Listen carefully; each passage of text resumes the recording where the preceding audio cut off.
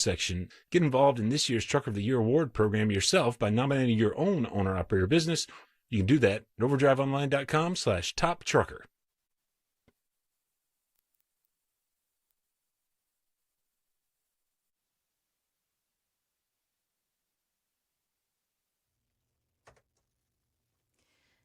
Good morning. It is 5 o'clock, and I'm Joan Jones with your top stories. We have some rain to greet us at the start of this work week. Here's Stefano Di Pietro at Channel 4. We'll let you know we're focused on heavier downpours and a couple of thunderstorms that could have some gusty winds. That's today, tomorrow, and heading into our day on Wednesday as well. Now, he says the severe weather threat is a 1 out of 10 for the entire week.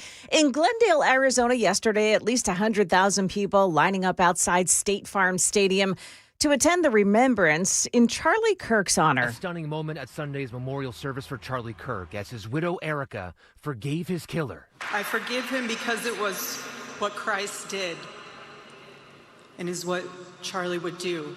Erica Kirk says she's honored to be the new CEO of Turning Point USA, the organization her husband founded.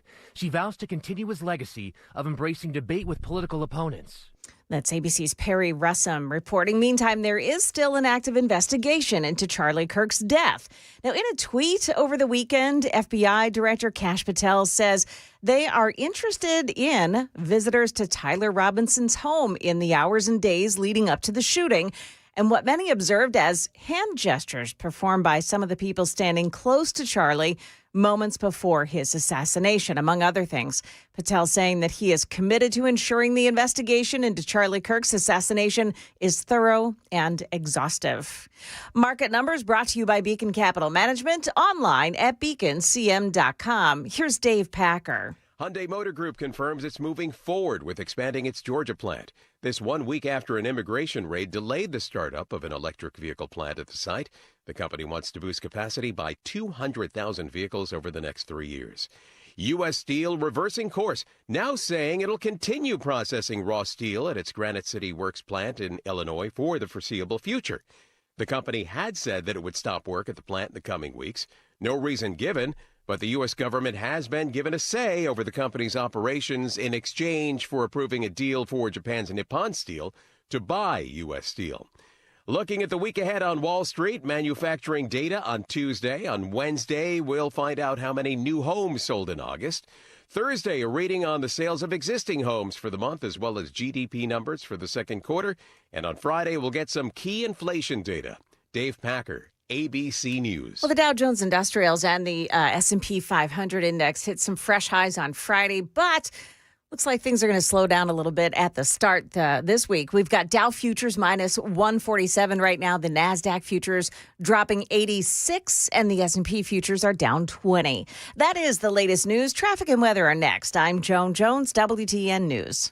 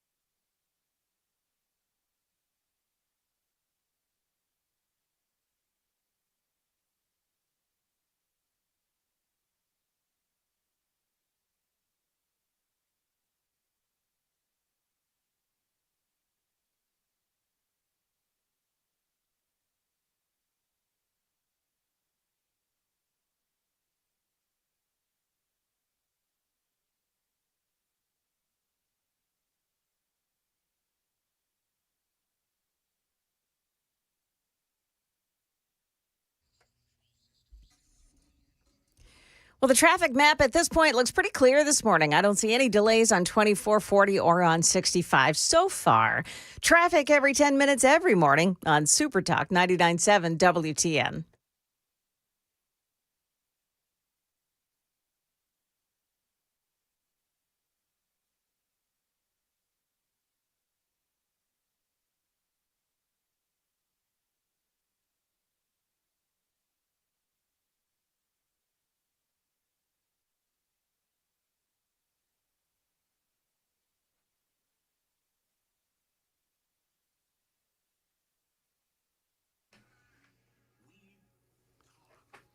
.506 Nashville's Morning News on Super Talk 99.7 WTN, and good morning to you. Hope you're doing well. And I don't know. Days like this, Joan, they're difficult because there's so much great audio. Yeah. From the Charlie Kirk Memorial Celebration of Life yesterday. Mm-hmm. That I mean, I don't even have any audio from anyone other than Marco Rubio, of course, Erica Kirk, President Trump, and J.D. Vance. And I know that I'm just skimming the surface. Oh, there were so many good speakers. Yeah. They had laugh lines. Mm-hmm. There was a lot of cry lines as well. Mm-hmm. And I don't know, I would be interested to know how long people stuck with the entire thing. Like, I started watching it right at the beginning. Like, at the opening strains of the first song, all the way to the end. Yeah, me too. And I didn't stop watching it. And I got to tell you, there are so many amazing moments from the people that worked with Charlie Kirk at Turning Point to the celebration of his accomplishments, the celebration of his life, the celebration really of where we are going next. Because I think that is a huge part of the conversation. So I'm going to start off. And by the way, Super Text line is open, 615-737-9986. Sam, curious as to how long did you watch the Celebration of Life? I didn't really get up on time. So, young man, it did not start until the afternoon. And you call yourself a conservative and a Christian. I was working on something. I had a speech to go do Saturday, and I had some homework I had to get done. And not wink wink homework. Yeah, well, no, actually some actual homework. So, Joan, the thing that we all learned in watching all of the memorial was that we've got to put aside our differences, and I'll just get along. That's actually not what they talked about. I know. I do not think. But why don't we go ahead and take a cue from the Democrats who were saying that, and why don't we all just forgive young Sam for not doing his show prep and not watching the entirety of the Charlie Kirk Memorial. But I know that you've seen some highlights, and one of the biggest highlights, of course, was Erica Kirk, where she forgave Charlie's killer. Charlie passionately wanted to reach and save the lost boys of the West. The young men who feel like they have no direction, no purpose, no faith, and no reason to live. The men wasting their lives on distractions, and the men consumed with resentment, anger, and hate. Charlie wanted to help them. He wanted them to have a home with Turning Point USA. Yep. And when he went onto campus, he was looking to show them a better path and a better life that was right there for the taking. He wanted to show them that. And that was the lead up to the forgiveness. But I thought that really set it up well. Because one of the things that they have talked about and we have talked about is how Charlie really wanted to impact, of course, all of society and all of the world and all of America, but young men. Because of what young men in this country have encountered over the past several years. Young men have been demonized, they've been vilified, they've been told to sit down and shut up. And this whole concept, right, of toxic masculinity has been a big conversation in the media and on the left. And, of course, people on the right are like, just stop it already. Because this notion of toxic masculinity is just another way for the left to tell people to sit down and shut up because our woke ways will rule. It's important to note suicide rates among young men have gone up since the year 2000. Suicide rates for young males tripled from 2007 to 2018. Charlie Kirk wanted to change that. He saw many young men as aimless, no purpose, no meaning, and nothing to live for. They were, and many remain, alienated. And that's what Charlie Kirk was trying to change. And so we've all been talking about the impact, Charlie's impact on the 2024 election. In that 2024 election, men 18 to 29 voted Republican. And those numbers were up big time from 2022 and from 2020. Charlie Kirk and Turning Point USA largely credited with that seismic shift. Donald Trump even said in his speech that, Donald Trump may not even be in the White House if not for Charlie Kirk. But the speech and Charlie's mission wasn't necessarily about politics. It was about giving these young people, and especially young men, a place where they could connect. He would go to the colleges.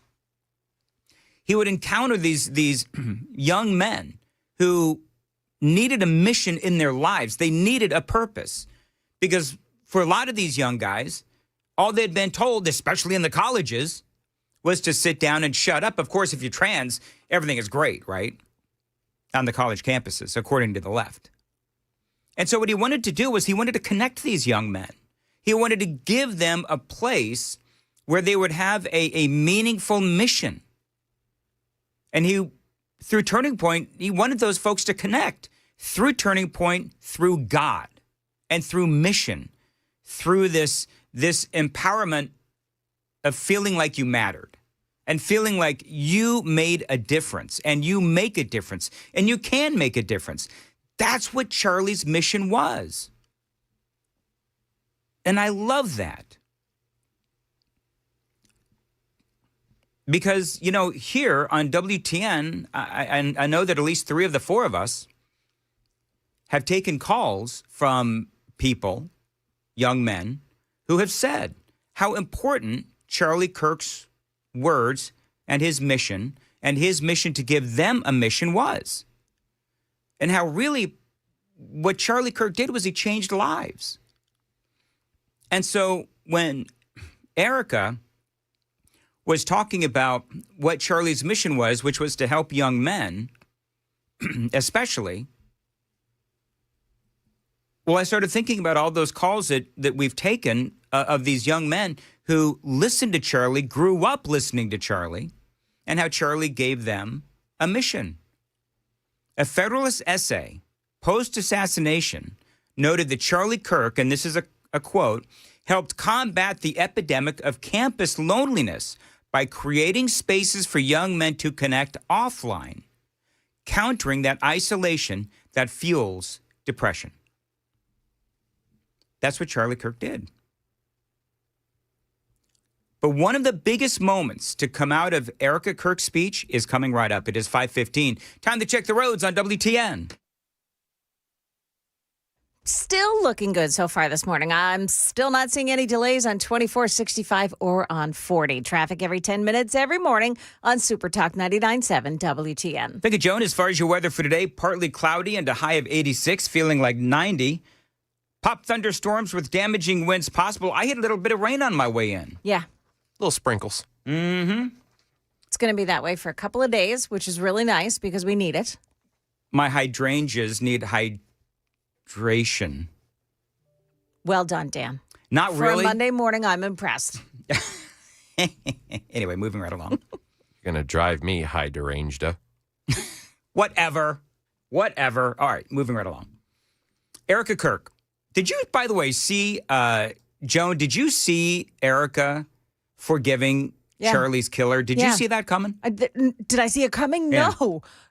It wasn't. It was not on my dance card. I did not see it No. coming at all. But we should have. I mean, of course. Yeah. It's a Christian It is. act. It's something Charlie would have done. Yep. Of course. But no, I didn't see it coming. So Well, obviously. here was the jaw-dropping moment. My husband, Charlie, he wanted to save young men just like the one who took his life. That young man. On the cross, our Savior said,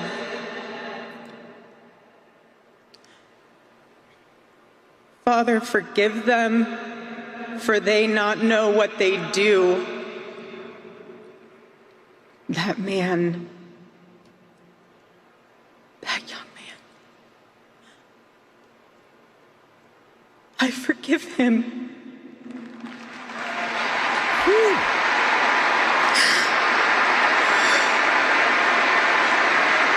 As their applause is coming, she looks up to the heavens and she's crying. I mean, she is like, Joan, is that ugly crying?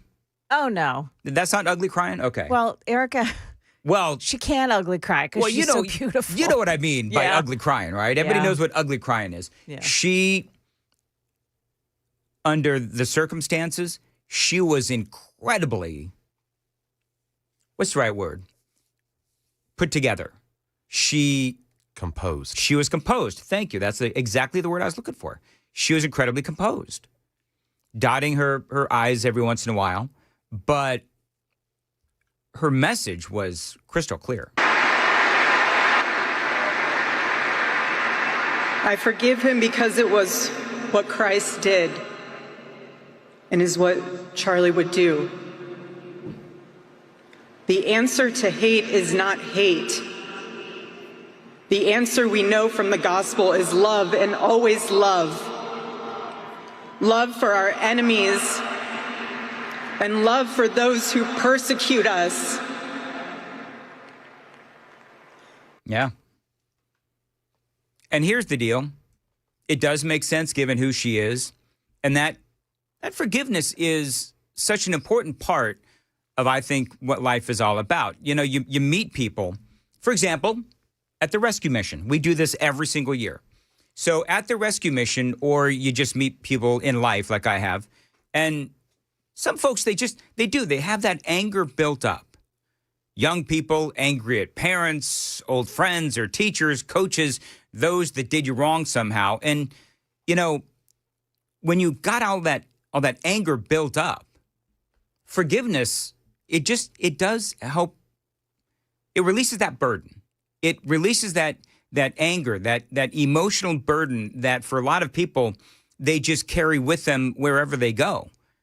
And forgiveness is really important. And I'm here to tell you that for Erica Kirk, I mean, I think that was probably one of the easiest and one of the hardest things to do.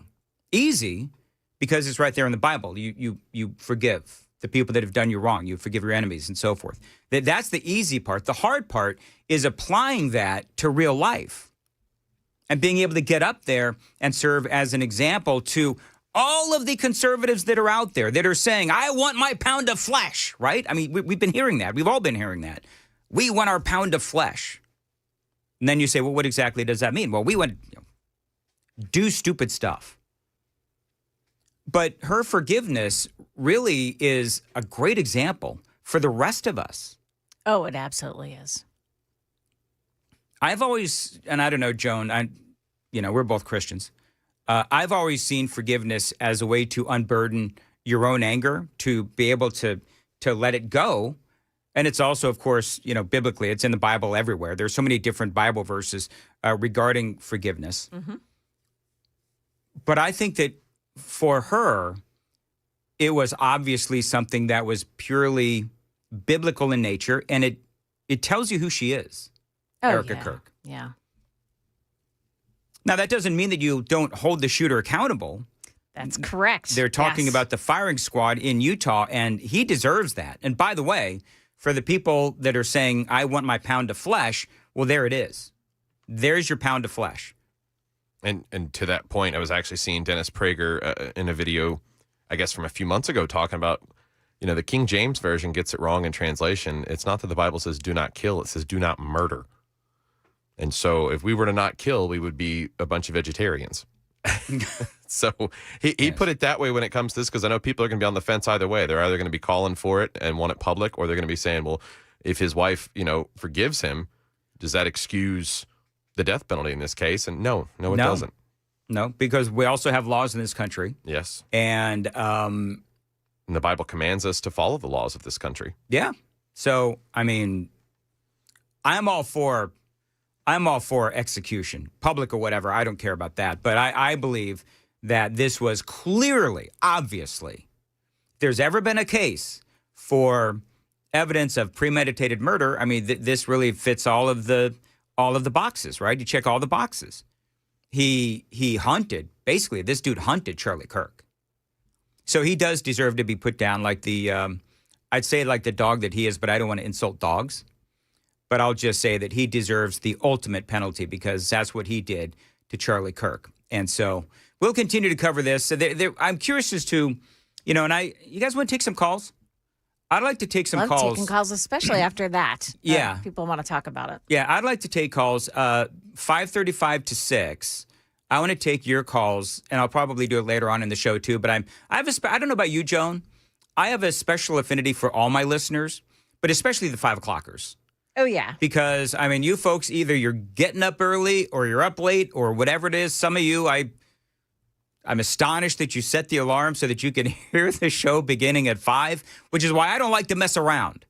Like, I start the show right at 5, and I want to try to get right to content if I can. And so I want to hear from you. We'll start taking calls after the news at 5:35. And I just want to know, what was your favorite part of the celebration of life of Charlie Kirk? And what did you think of all the speeches? Who did you like best? I know that I got engaged in a back and forth with some of my friends about who they thought had the best speeches and so forth. I mean, obviously, you've got to say Erica Kirk, clearly. But then beyond that, you've got J.D. Vance, you got Marco Rubio, you've got Donald Trump. And by the way, you can also hit me up on the Super Text line, 615-737-9986. We have video for every single thing that we are playing on the radio today. We also have video. Watch us on YouTube, Rumble, Twitch, X, 997WTN.com. Our favorite, of course, is YouTube. You can also chat with us live and answer the Daily Dan poll, which we actually don't have a Daily Dan poll yet today. Joan, you got a Daily Dan poll we could do? Sam, you got a Daily Dan poll? We could do the favorite speaker and name some people. What do we have? 5 slots available? How many do we have? We have 4 slots available. 4, okay. You got Trump, Erica, Marco Rubio, J.D. Vance. But we can do the write-in vote on the Super Text line. That's the only way that because, Susie Wiles was amazing. The people at Turning Point. Yes, she was. And Andrew Colvett was amazing. Yeah, yep. So it's just, I don't know. We can't do that. Because then we're going to be, leaving somebody out and then people are going to get mad. It always happens. Hey, it's 5:24 and Joan's got the news coming up at 5:30. What do we got? A man who is suspected of killing 2 people captured in a Putnam County resident's front yard. Also, the FBI says its investigation into Charlie Kirk's assassination is not over. We've got those stories coming up here at 5:30 on Super Talk 99.7 WTN.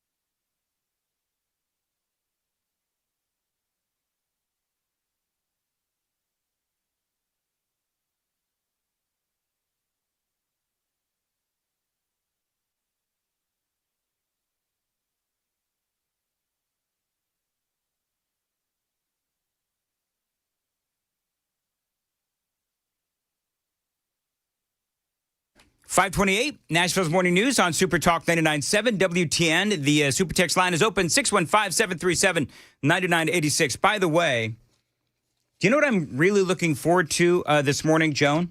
What's that? State Senator Mark Pody Oh, just got back from a trip to Israel.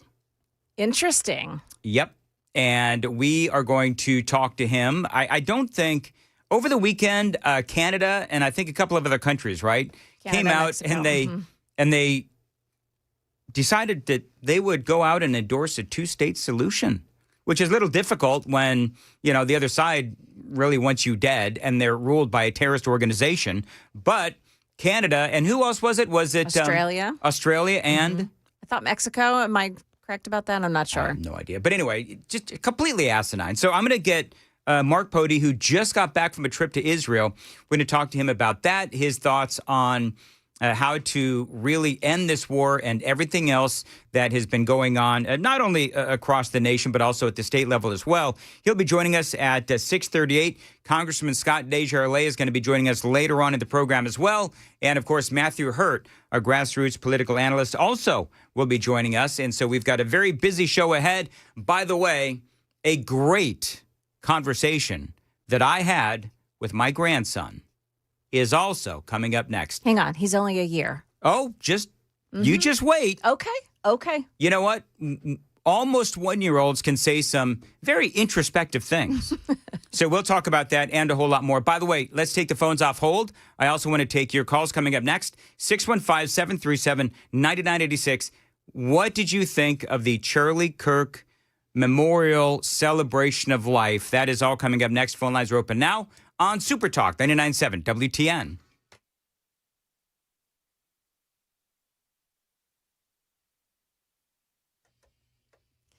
Good morning. It's now 5:30. I'm Joan Jones with your top stories. The manhunt for a suspected killer ended on one man's front lawn in Putnam County last night. Daniel Whitehead spoke to Channel 4. My daughter looks out the window and she says, "Dad, that guy that the cops are looking for," she called him the shooter, "is outside."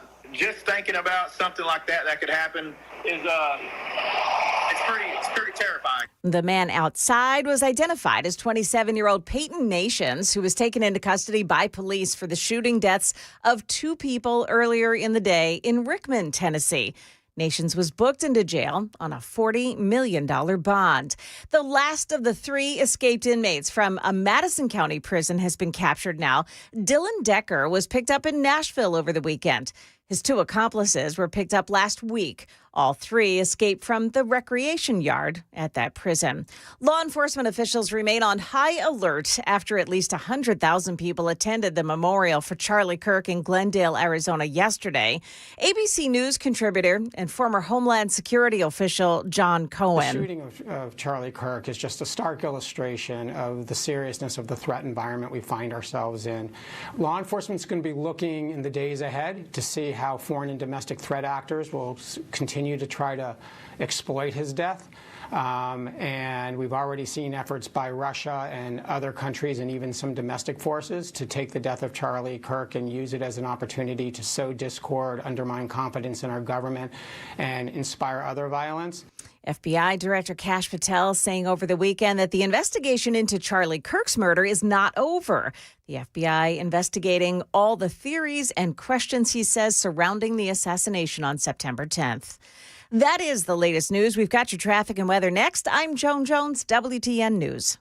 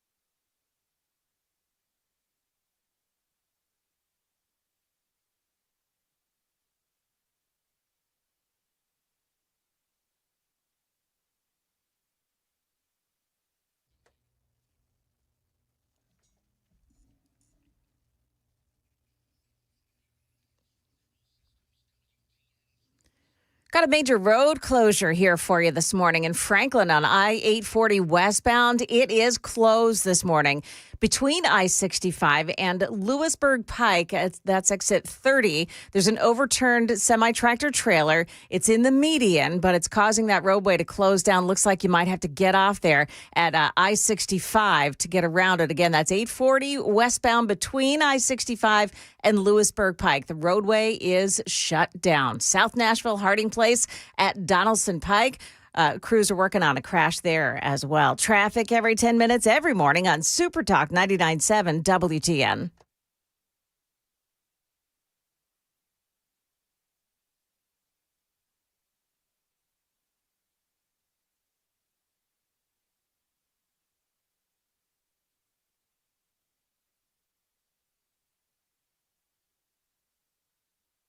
.537, Nashville's Morning News on Super Talk 99.7 WTN. Yeah, the whole two-state solution thing.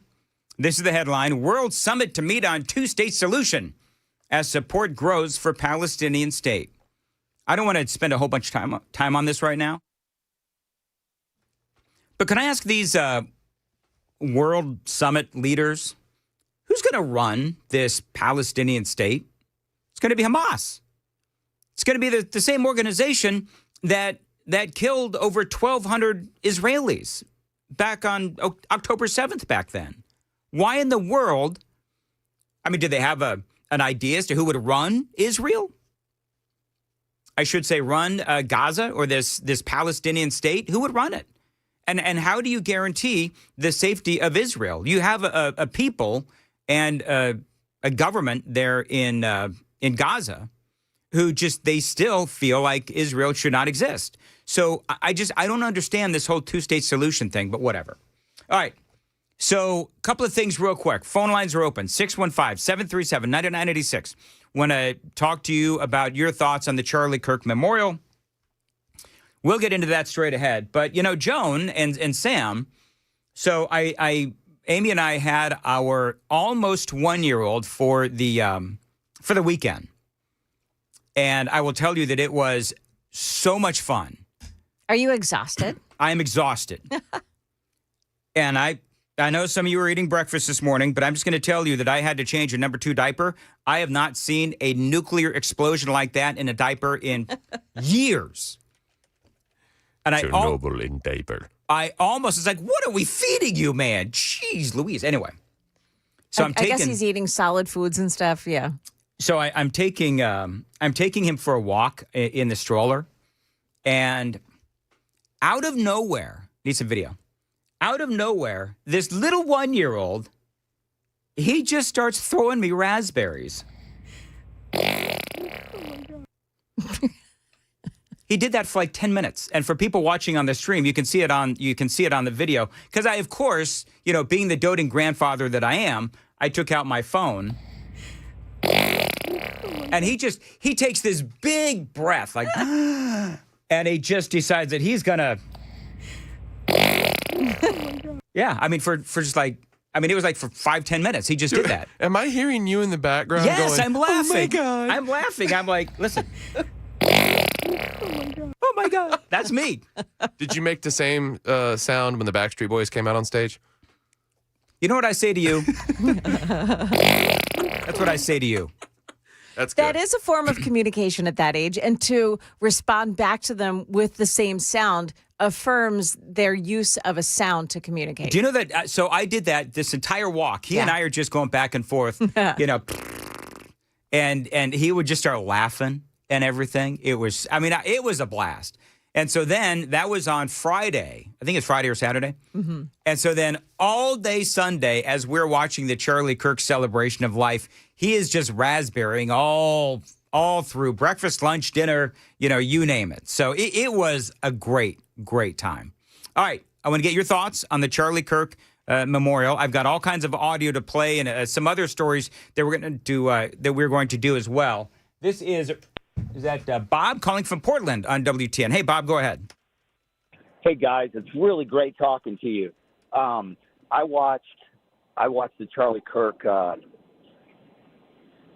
watched the Charlie Kirk thing yesterday, almost in its entirety, And this is probably going to be a sentiment a lot of people feel that I feel, but I felt like I was back in church today. Oh, yeah. Just personally, I've been away from church for a number of years, and but I felt like it was where I needed to be. It was a revival.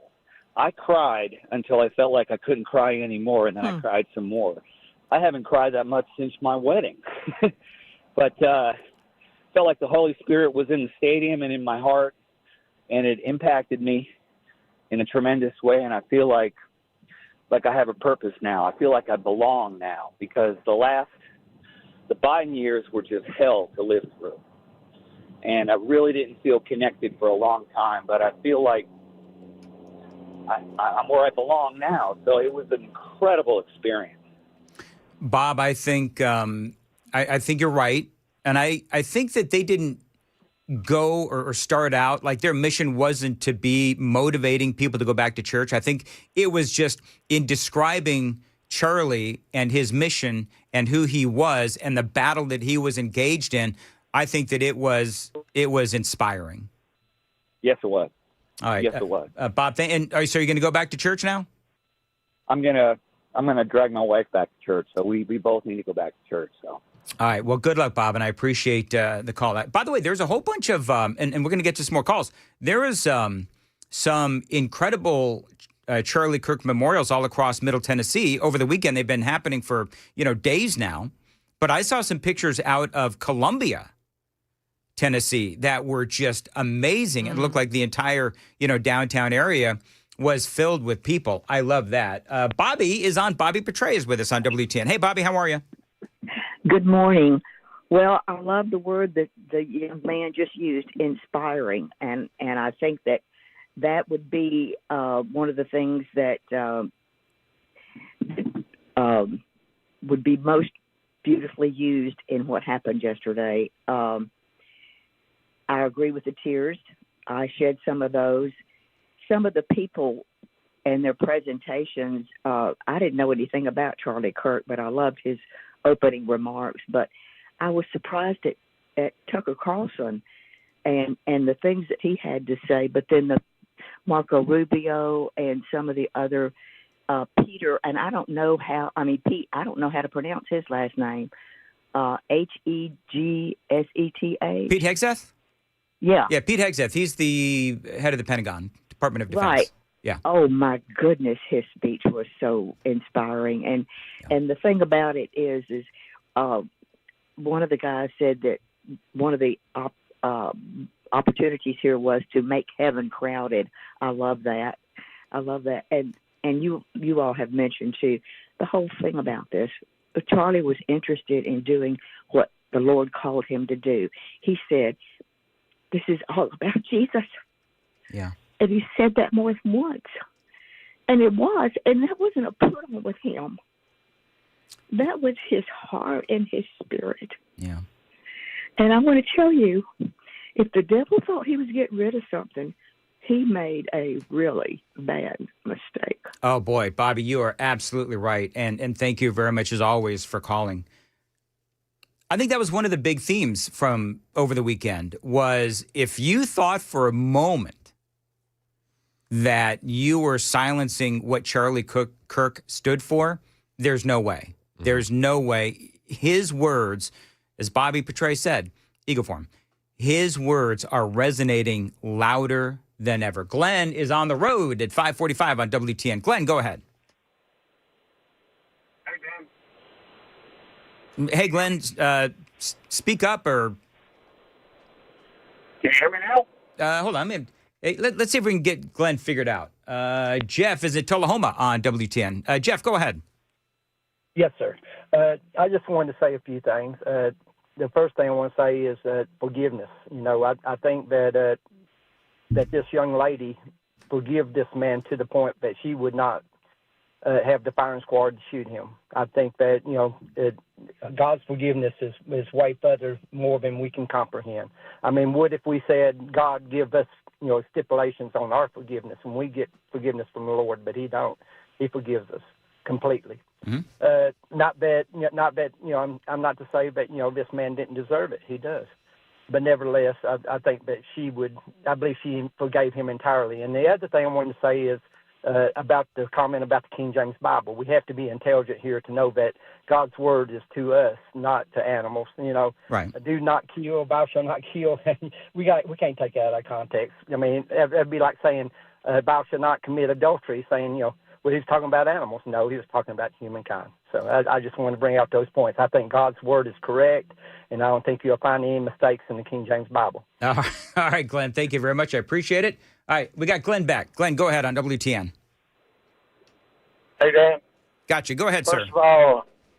First of all, Eric and Kirk was an amazing woman. Yes. The next thing is, I don't agree with the death penalty.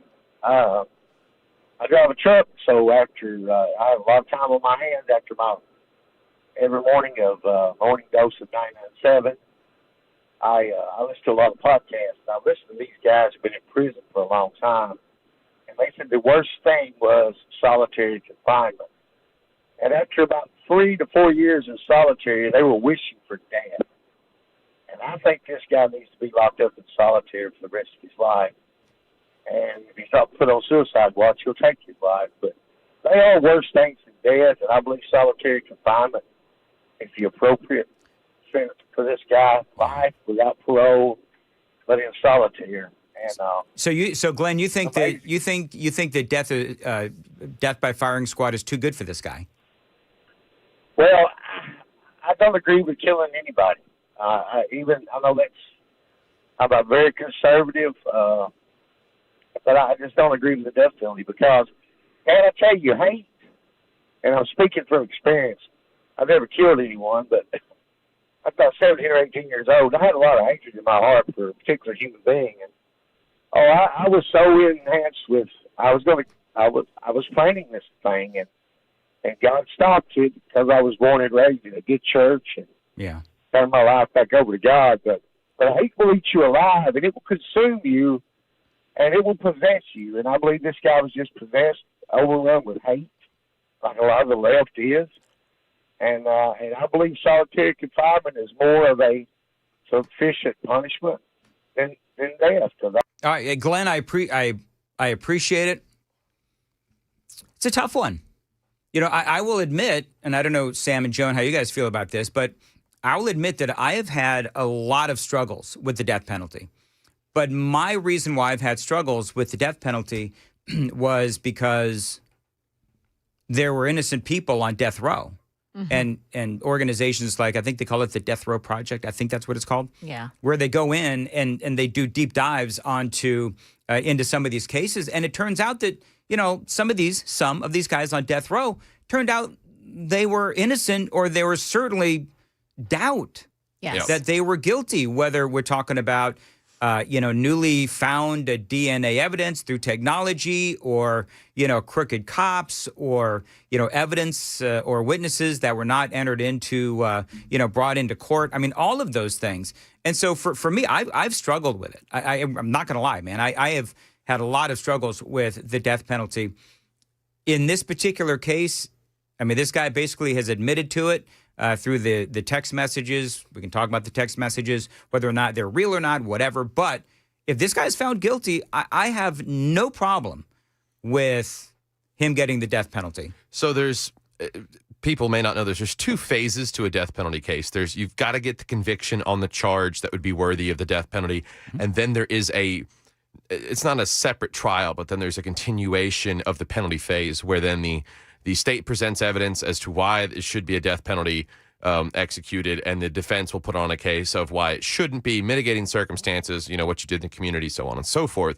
What I would say, if you believe that the Bible is the divine word of God, Exodus 20:13 is the verse that people get confused. It's best understood as "you shall not murder," not "you shall not kill," because the original Hebrew word is rashach, or ratchets, refers to the unlawful premeditated killing of human life. The distinction is crucial because the Bible itself allows for other forms of justified killing, such as self-defense, war, for the execution of capital punishment for murder, which would contradict the commandment if it meant "do not kill." So that's where people, get on the line of things, and that was the thing I wanted to explain a little bit deeper. But it's just when it comes to what you said, Dan, I totally understand the doubts when it comes to cases. Yeah, it's rough when it comes down to individual cases. But again, if it is slam dunk and you know this guy did this, then I have no problem with it. By the way, I'm on CNN. Why do you always leave it on CNN? I don't know. I blame Murphy's show. But anyway, so they have this whole segment. Need some audio. They have this whole segment on Republican unity, right? And they have it in air quotes, Republican unity. And then they start quoting Candace Owens. Oh, my goodness. Isn't that the dumbest thing ever? And apparently somebody said she is out there now talking about how she is questioning how Turning Point was spending their money. Can I just say that there are times when you really do need to STFU? She should focus her ire on AOC and what AOC said in front of Congress. That was disgusting. Yeah, I mean, and we'll get into that. AOC, basically she said, basically AOC, and I don't have that queued up, but AOC and Ilhan Omar, both of them, and Scott Desjardins will talk to us about this coming up later on in the show, but basically they've been castigating Charlie Kirk, the memory of Charlie Kirk, calling him, obviously every name in the book. Was it Ilhan Omar said that Charlie Kirk, his memory belongs in the dustbin of history. And the dustbin of history is what Ilhan Omar said. Well, that's the pot calling the kettle black, don't you think? So anyway. One of her brother helped her with that. Ooh. So you know what I say to all the haters? That's what I say to all the haters. Do we need to make that a hotkey? I think we should. Probably not. Anyway, it is 5:53, Nashville's Morning News on Super Talk. Joan, what's coming up in the news? Well, some ICE protesters out over the weekend will tell you what they were hoping to accomplish in Nashville. Also, stocks hit some highs on Friday. We're going to take a look at how they're doing this morning. Stick around for that and more coming up at 6 o'clock on Super Talk 99.7 WTN.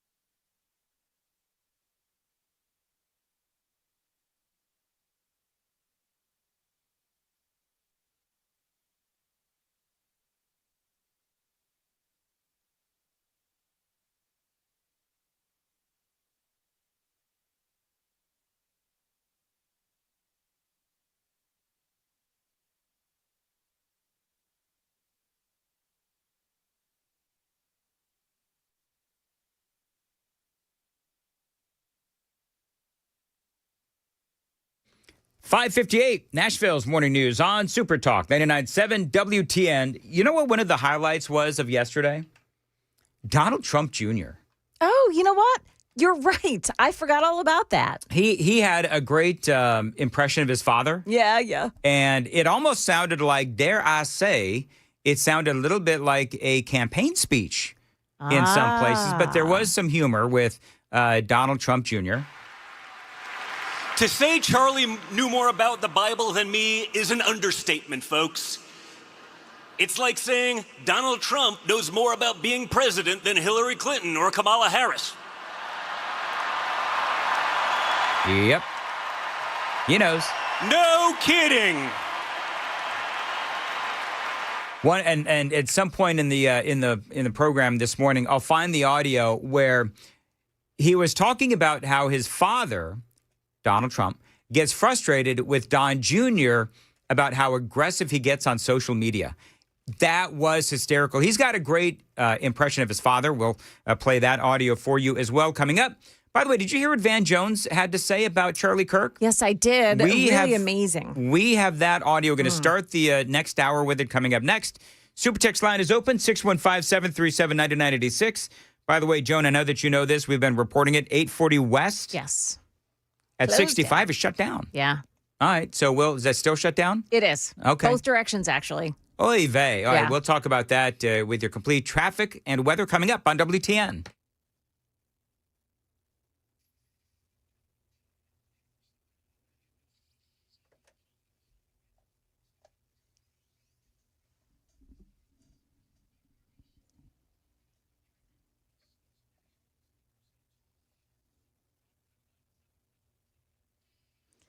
Good morning. Now 6 o'clock. I'm Joan Jones with your top stories. A little more on that crash this morning. It's on 840.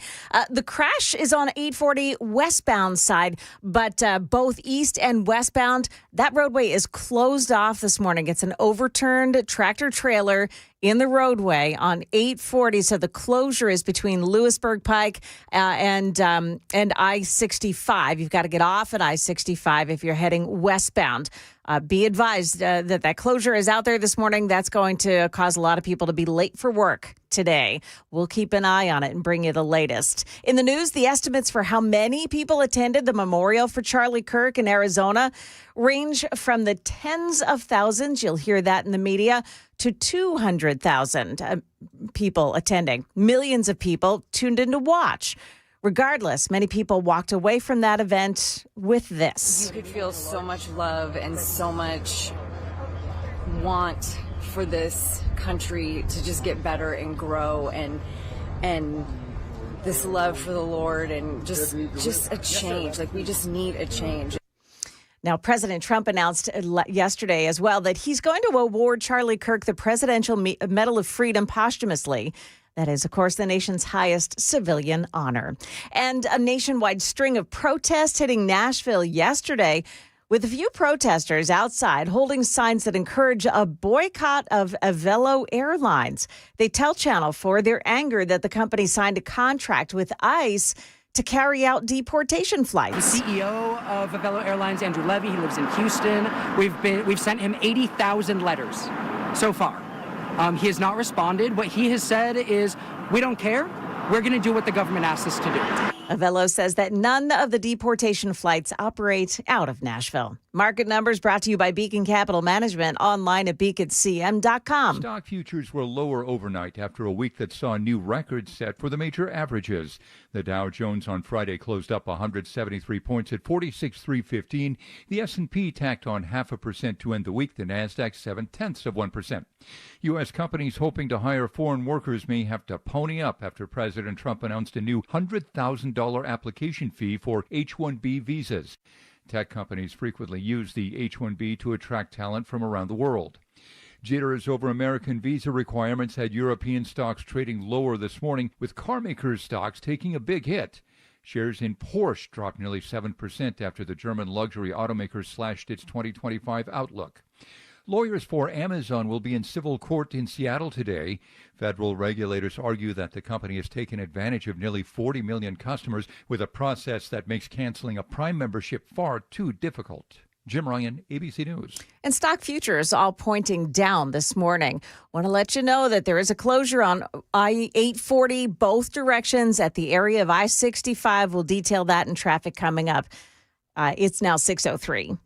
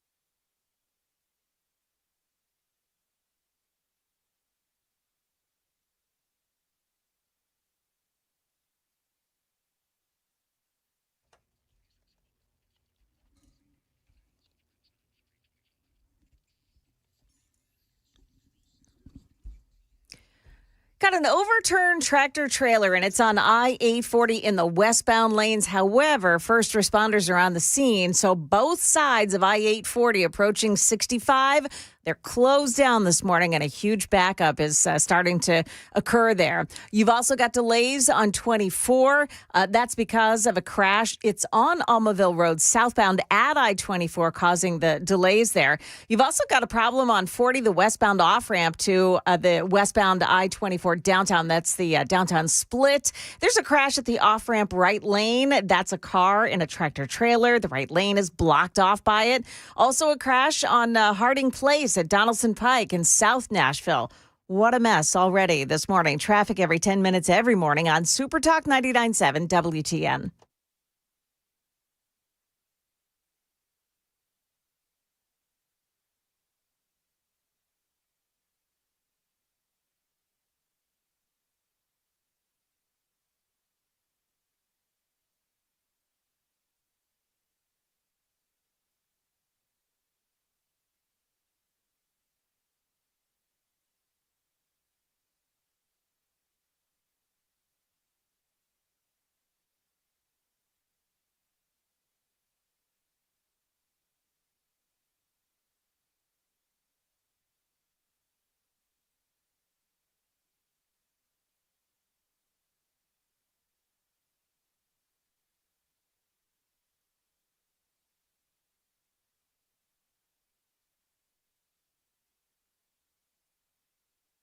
.607 Nationals Morning News on Super Talk 99.7 WTN. Welcome on into the program. What an amazing, amazing remembrance of Charlie Kirk on Sunday. We've got a lot of great audio ahead. Also joining us at 6:38, State Senator Mark Pody is just now back from a trip to Israel. So we're going to talk to him about a number of different things. Number one is, what do the Israelis think about what's going on here in America? Number one, with the assassination of Charlie Kirk. And number two, just how are they dealing with everything that is going on as far as the war between Israel and Hamas? Now, in the news today, Australia, Canada, France, Britain, Portugal, they're all calling for a two-state solution. And, you know, the more that I was thinking about this, you know, during the break, I thought, you know what? I'm looking at these nations, and not one of them have been overrun by Hamas with well over 1,000 people killed in their nation. Now, we can talk about Britain. They've been overrun with Muslims because, they are, I don't know, insane for letting them all into their country. But think about this, right? So I thought it was rich, just so rich, that Britain would be calling for a two-state solution, like somehow if there's suddenly a two-state solution, that suddenly Hamas and the fine people of Gaza are just going to let the whole thing go. I don't believe that is what would happen. I believe that they would still try to attack Israel. And just because Britain somehow has not learned from being overrun with Muslims who refuse to assimilate in their own country, now what, they want to share the misery with Israel? It doesn't make any sense. So if I'm Bibi Netanyahu or I'm President Trump, I'm telling Australia and Canada and France and Britain and Portugal and whatever other nations are supporting a two-state solution, you just mind your business. Because you weren't attacked on October 7th of a couple of years ago. You haven't been perpetually attacked like Israel was. So, I just think that they do need to mind their own business. I can't believe that Britain, of all nations, Britain, overrun with non-assimilating Muslims, is telling Israel what they need to do. It's like, all right, you know what, Britain? Just go sit down.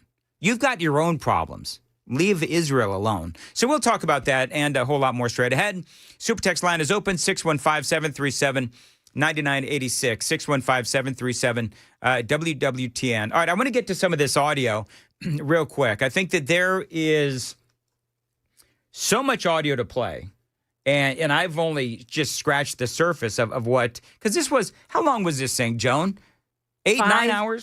5 hours. 5 hours? Yeah. Felt like 8 or 9. Yeah. But it was, we all shed a lot of tears, but we were also incredibly motivated and inspired by the Charlie Kirk Memorial. I think that the remembering of his life was amazing.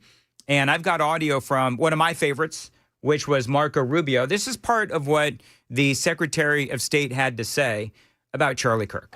Maybe 10 or 12 years ago, a person I knew very well, had been very helpful to me in my campaigns when I was in the Senate, came to me and said she had met this very impressive young man.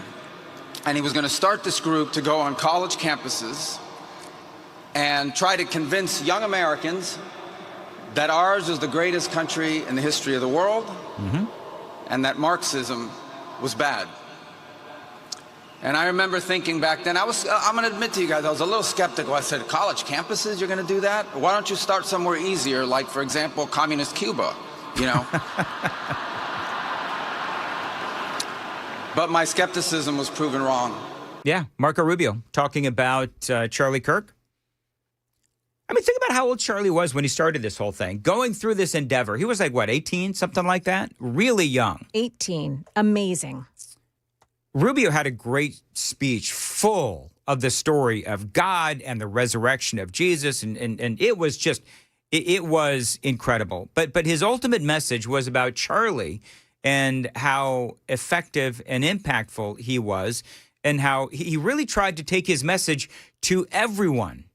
Supporters, sure, but also, again, the haters. As Charlie Kirk, as Marco Rubio just mentioned, he was going into the colleges. He was going right into the belly of the beast. He was also bold. It is so easy. And listen, I've been guilty of it. I think many of us have been guilty of this. You hide behind the walls and you surround yourself with people that agree with you. We do it as a society all the time. Increasingly, people are moving into neighborhoods with other people that agree with them politically and isolate themselves from people that do not agree with them. But Charlie Kirk was bold. He actively sought out to engage peacefully, respectfully, those who he disagreed with. As recently as 2 days ago, we learned of one of the hosts on CNN who said that one of the messages he had gotten just a few days before Charlie's passing was from him, inviting him to dialogue. And he did this on campuses. He did this on podcasts. He did this on radio shows. He did this on television shows. Time and again, he sought to engage those he disagreed with because he understood that we were not created to isolate ourselves from one another, but to engage. The irony in all this is that what our nation needs, one of the many things it needs, is the ability to discuss our differences openly, honestly, peacefully, respectfully. And Charlie Kirk did that more than anyone alive in America today is doing. Yep. I mean, he's absolutely right. Marco Rubio was right. Very few people were willing to go into the college campuses. And you're talking about just a handful. I mean, you've got Ben Shapiro, I think, does these things, and a few others. But ultimately, no. Because we're all in our corners. Now, it's going to be interesting in reaction to the murder of Charlie Kirk. I mean, we all know the Turning Point, Erica Kirk says it will continue on. And that's great. And I love that. And I do believe that. Going into the colleges is going to be really interesting. Because the question is, who will go into the colleges and have those conversations with the haters? Well, we've already seen someone say they're going to unretire. Who's that? Milo. Milo Yiannopoulos? Mm-hmm. Oh, okay. All right. You know, less nicer of someone who could come in and debate things. Yes, indeed. All right, now coming up, we've got some great audio, a great story of Van Jones. Now, you know that Van Jones and Charlie Kirk, they were engaged in a big-time battle right before Charlie Kirk was assassinated. Well, it turns out something amazing happened. It turns out, according to Van Jones, that the day before Charlie was assassinated, he reached out to Van. We'll talk about that straight ahead. 6:15, time to check the roads on WTN.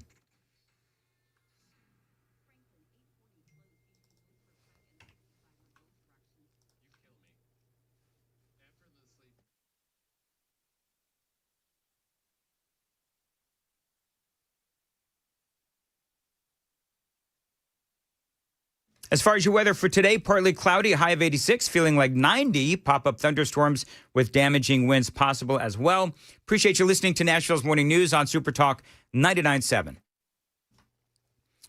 So the calls for Van Jones to be fired, I think they have, Joan and Sam, I think this has kind of subsided now. There's a lot of folks that were calling for him to be fired because Van was on CNN and all the clips out there, and Jones was calling Kirk basically a racist and a whole bunch of other things.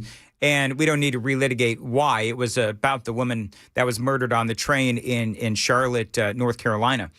But as that battle has sort of reached its pinnacle, Charlie Kirk was then assassinated. And you had a whole bunch of people calling for Van Jones to be fired over it because of the things that he said about Charlie Kirk. Essentially saying that Van Jones, his words inspired the assassination. But as it turns out, and Van has been, pretty quiet about the whole thing, but he posted over the weekend that it turns out that there was a direct message to his X feed that he missed from none other than Charlie Kirk. Hey guys, I've decided I'm going to do something. I'm going to share something personal that I wasn't sure I was going to share. But I think it's important. Charlie Kirk and I were not friends at all. In fact, the last week of his life, we were beefing hard, beefing online, beefing on air. But the day before he died, he did something that shocked me. He sent me a personal message, calling for personal dialogue, wanted me to come on his show. He said we could be gentlemen together. So here's what the message said for folks listening on the radio. Charlie Kirk, direct message to Van Jones. Hey, Van, I mean it. I'd love to have you on my show to have a respectful conversation about crime and race. I would be a gentleman, as I know you would be as well. We could disagree about the issues agreeably. We can be gentlemen together. Charlie, man, when I hear people disparaging Charlie Kirk as a racist and all the words, you know? Yep. They didn't know him. They didn't ever watch a video. They didn't ever hear a message like that. They don't want to know him. They though, don't John. want to. They don't You're want right. to. They want to be able to hurl insults and score political points with their own party. Because here's the deal. They know, the AOCs and the Ilhan Omars of the world, they know that they're losing on this. They do. And so all they can do is try to hurl more insults and tell more lies about Charlie Kirk, when the reality is that as people, and I played a bunch of videos last week of people really, truly discovering who Charlie Kirk was. And once you go into those videos, once you watch the videos, once you hear his words and read his old tweets and so forth, you know that he was the exact opposite of everything that Ilhan Omar and AOC and the Democrats and the progressives and the trans people all have been saying about Charlie Kirk. And here's more from Van Jones. He said we could deal with our disagreements agreeably. And in the past week and a half, just watching people talk about civil wars and censorship and all this stuff coming out of his death, I just thought it was important to let people know, don't put that on Charlie Kirk, because the last day of his life, he was reaching out to have not more censorship, more conversation, more dialogue with somebody who honestly was one of his adversaries, me. And I just want to share that with the world. And I hope that maybe it might help somebody on both sides deal with issues more like he did. And, you know, I hate to give Van Jones some props, but you know what? Props to him for coming out. Props to him for coming out and talking about how Charlie was trying to reach out to him. And by the way, he was also on, after that came out, he was also on with Anderson Cooper talking about how seeing that message, because he didn't know until after Charlie was assassinated, because, you know, direct messages and Twitter. I mean, I don't know about you, Joan, but, you know, people like Van Jones, they get a lot. So if you don't have somebody's cell phone number, whatever, and you're like Van Jones, you got 1,000 direct messages. Right. So he didn't see it until Charlie's team reached out to his team. After he died, after he was murdered, my team called and said, Van, he was trying to reach you, man. What? And what was he doing? Dialogue. Let's be gentlemen together. He says, let's disagree agreeably. So I'm sitting on this and I'm watching the whole country talk about civil war, censorship, justifying murder about this guy? Mm-hmm. This guy is reaching out to his mortal enemy saying we need to be gentlemen and sit down together and disagree agreeably. And the next day he's killed. And I've sat on it long enough and I just said, you know what? We're going to Memorial Weekend for this man. We disagree. Everybody knows we were not friends, okay? At all. But you praise the good when it's time to memorialize somebody. And what he did, and I didn't even know it, was good. He was not for censorship. He was not for civil war. He was not for violence. He was for dialogue, open debate and dialogue, even with me. Even with me. There you go, Van Jones. I got to say, that I don't want to like Van Jones. You know, I don't want to like him. But that was an upstanding thing to do. Here's what I'll say about Van Jones, is that he is like Bill Maher. He'll call out his own side. He always has been willing to call out his own side. And so he was over the weekend, putting aside the conversation about Jimmy Kimmel and censorship. We'll deal with that another day. But I will agree with you, Joan. And as I said previously, I think it's great that he did come out and he, like many others, doing deep dives into Charlie Kirk. And I would say this, what is more representative of the real Charlie Kirk? What AOC and Ilhan Omar are saying and all of those purple-haired freaks on TikTok? Or the people that we heard, including Erica, over the weekend? Clearly, the remembrance of Charlie Kirk over the weekend was far, far more indicative as to the real Charlie Kirk than people that didn't even know him, but they hated him anyway. Again, like the AOCs and like the Ilhan Omar and like those, pierced purple-haired freaks on TikTok. And so, yeah, you do. You got to give it up for Van Jones because he is kind of calling out the BS on his own side. And I like that. I really do. All right, 623 on Super Talk. All right, Mark Pody is coming up at 6:38.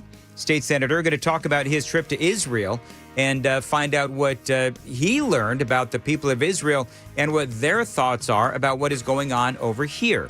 Joan's got the news coming up at 6:30. Joan. Yes, still closed off on I-40 West. Make that I-840 westbound this morning at I-65. Looks like the eastbound lanes have been opened up. That's a tractor-trailer crash. We've got more on that coming up in the news here at 6:30 on Super Talk 99.7 WTN. Thank you, Joan. At 6:24, Dan Mandis here. You can skip the hassles of a traditional home sale and sell your home quickly with the guaranteed offer from Mark Spain Real Estate. No showings, no open houses, and no stress. Dan Mandis here. I always recommend Mark Spain Real Estate to my friends here in Nashville because I can trust that they are going to sell their homes and your home hassle-free with a strong all-cash offer. As a matter of fact, with Mark Spain Real Estate, you do know that they sell more than 38 homes every single day, making them the most experienced real estate team in America. You can trust them to sell your home hassle-free and with the strongest cash offer in the industry. They've been helping homeowners sell their homes for nearly 30 years. And yes, they have served over 72,000 satisfied clients. Check them out today. Mark Spain Real Estate. If you want to move today, get your house on the market and move when you are ready. Call them 855-299-SOLD to get a guaranteed offer today. 855-299-SOLD. Go to markspain.com again to get a guaranteed offer on your home today and start packing.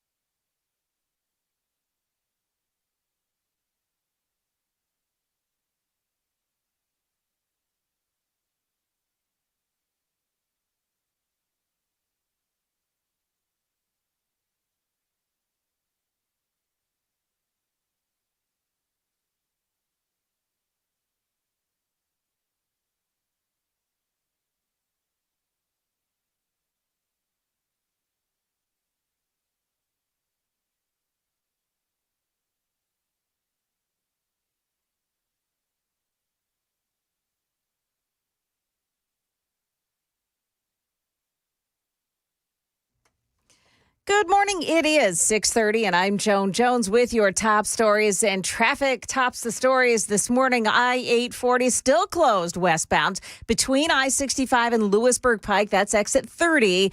With a crash in the median now. That's an overturned tractor trailer. It's in the median. Looks like they have opened now the eastbound lanes. But once again, I-840 is closed off between I-65 and exit 30 for Lewisburg Pike. We'll keep an eye on it this morning. The highlight for the memorial for Charlie Kirk in Arizona yesterday may have been Erica Kirk's forgiveness of his suspected killer. But there were many high-level speakers there, too, including Vice President J.D. Vance. Here's ABC's Perry Russum. The 5-hour service attracting tens of thousands to State Farm Stadium near Phoenix. The memorial at times resembling a church revival. Vice President J.D. Vance was a close friend of Kirk's. Charlie built an organization that reshaped the balance of our politics. Vance noting nearly the entire Trump cabinet was there. Elon Musk also seen meeting with Trump for the first time since their fallout in June. And in fact, that moment ended with a handshake between the two. National Guard troops scheduled to arrive in Memphis any day now. Ahead of that arrival, a new initiative has been launched called Own Your Block. Residents are being asked to clean up their neighborhoods. Mayor Paul Young says that in some cases, how a neighborhood looks can have an impact on crime. And he says the troops on the way can be a force multiplier. That they are coming alongside us and really folding into the programs that we already have so that they can be a force multiplier instead of doing things that aren't as strategic. Senator Marsha Blackburn saying that the Memphis police force is short about 800 officers and that the extra help will allow the force to expand crime-fighting efforts to make Memphis safe again. The search continues for a man missing in the Great Smoky Mountains National Park. 21-year-old Ryan Lakes, last seen in Nashville on Thursday. His car found at the park on Saturday. The National Park Service is getting some help from several organizations. They are searching in the Big Creek area of the park. That's the latest news, traffic, and weather next. I'm Joan Jones, WTN News. Thank you, Joan. 632. Nashville's Morning News on WTN. Dan Mandis here for Stoltz Co., a great Tennessee company. They continue to grow and expand because they are amazing. You know, they build pole barns, and that these pole barns can serve as a garage, an event space, an equestrian building, even barn-dominiums, as we like to call them. You can live in these pole barns, and these days, those barn-dominiums are new, improved, and better than ever when you go through Stoltz Co. Now, Stoltz Co., they are offering you turnkey options. That means they handle the design, the construction, and the amazing finishing touches.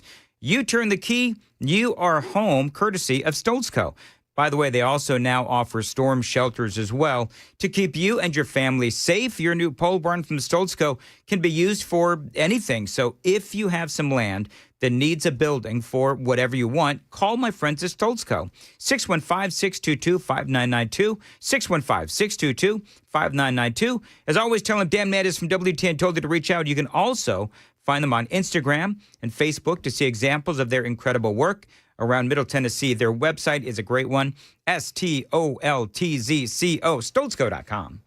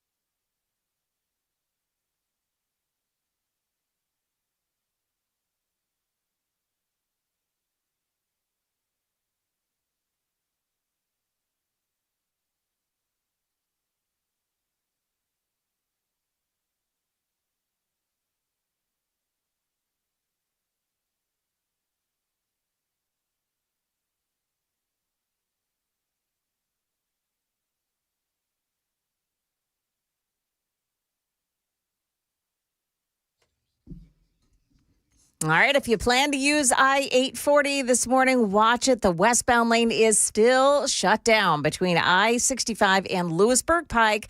That is a crash. It's an overturned tractor trailer, and it is in the median. Looks like the eastbound side is now reopened, and that's flowing well. Now, you do have a crash as well in Madison. This one's on 65, southbound side at the Due West Avenue overpass. 2 center lanes are blocked off by that. Traffic every 10 minutes every morning on Super Talk 99.7 WTN.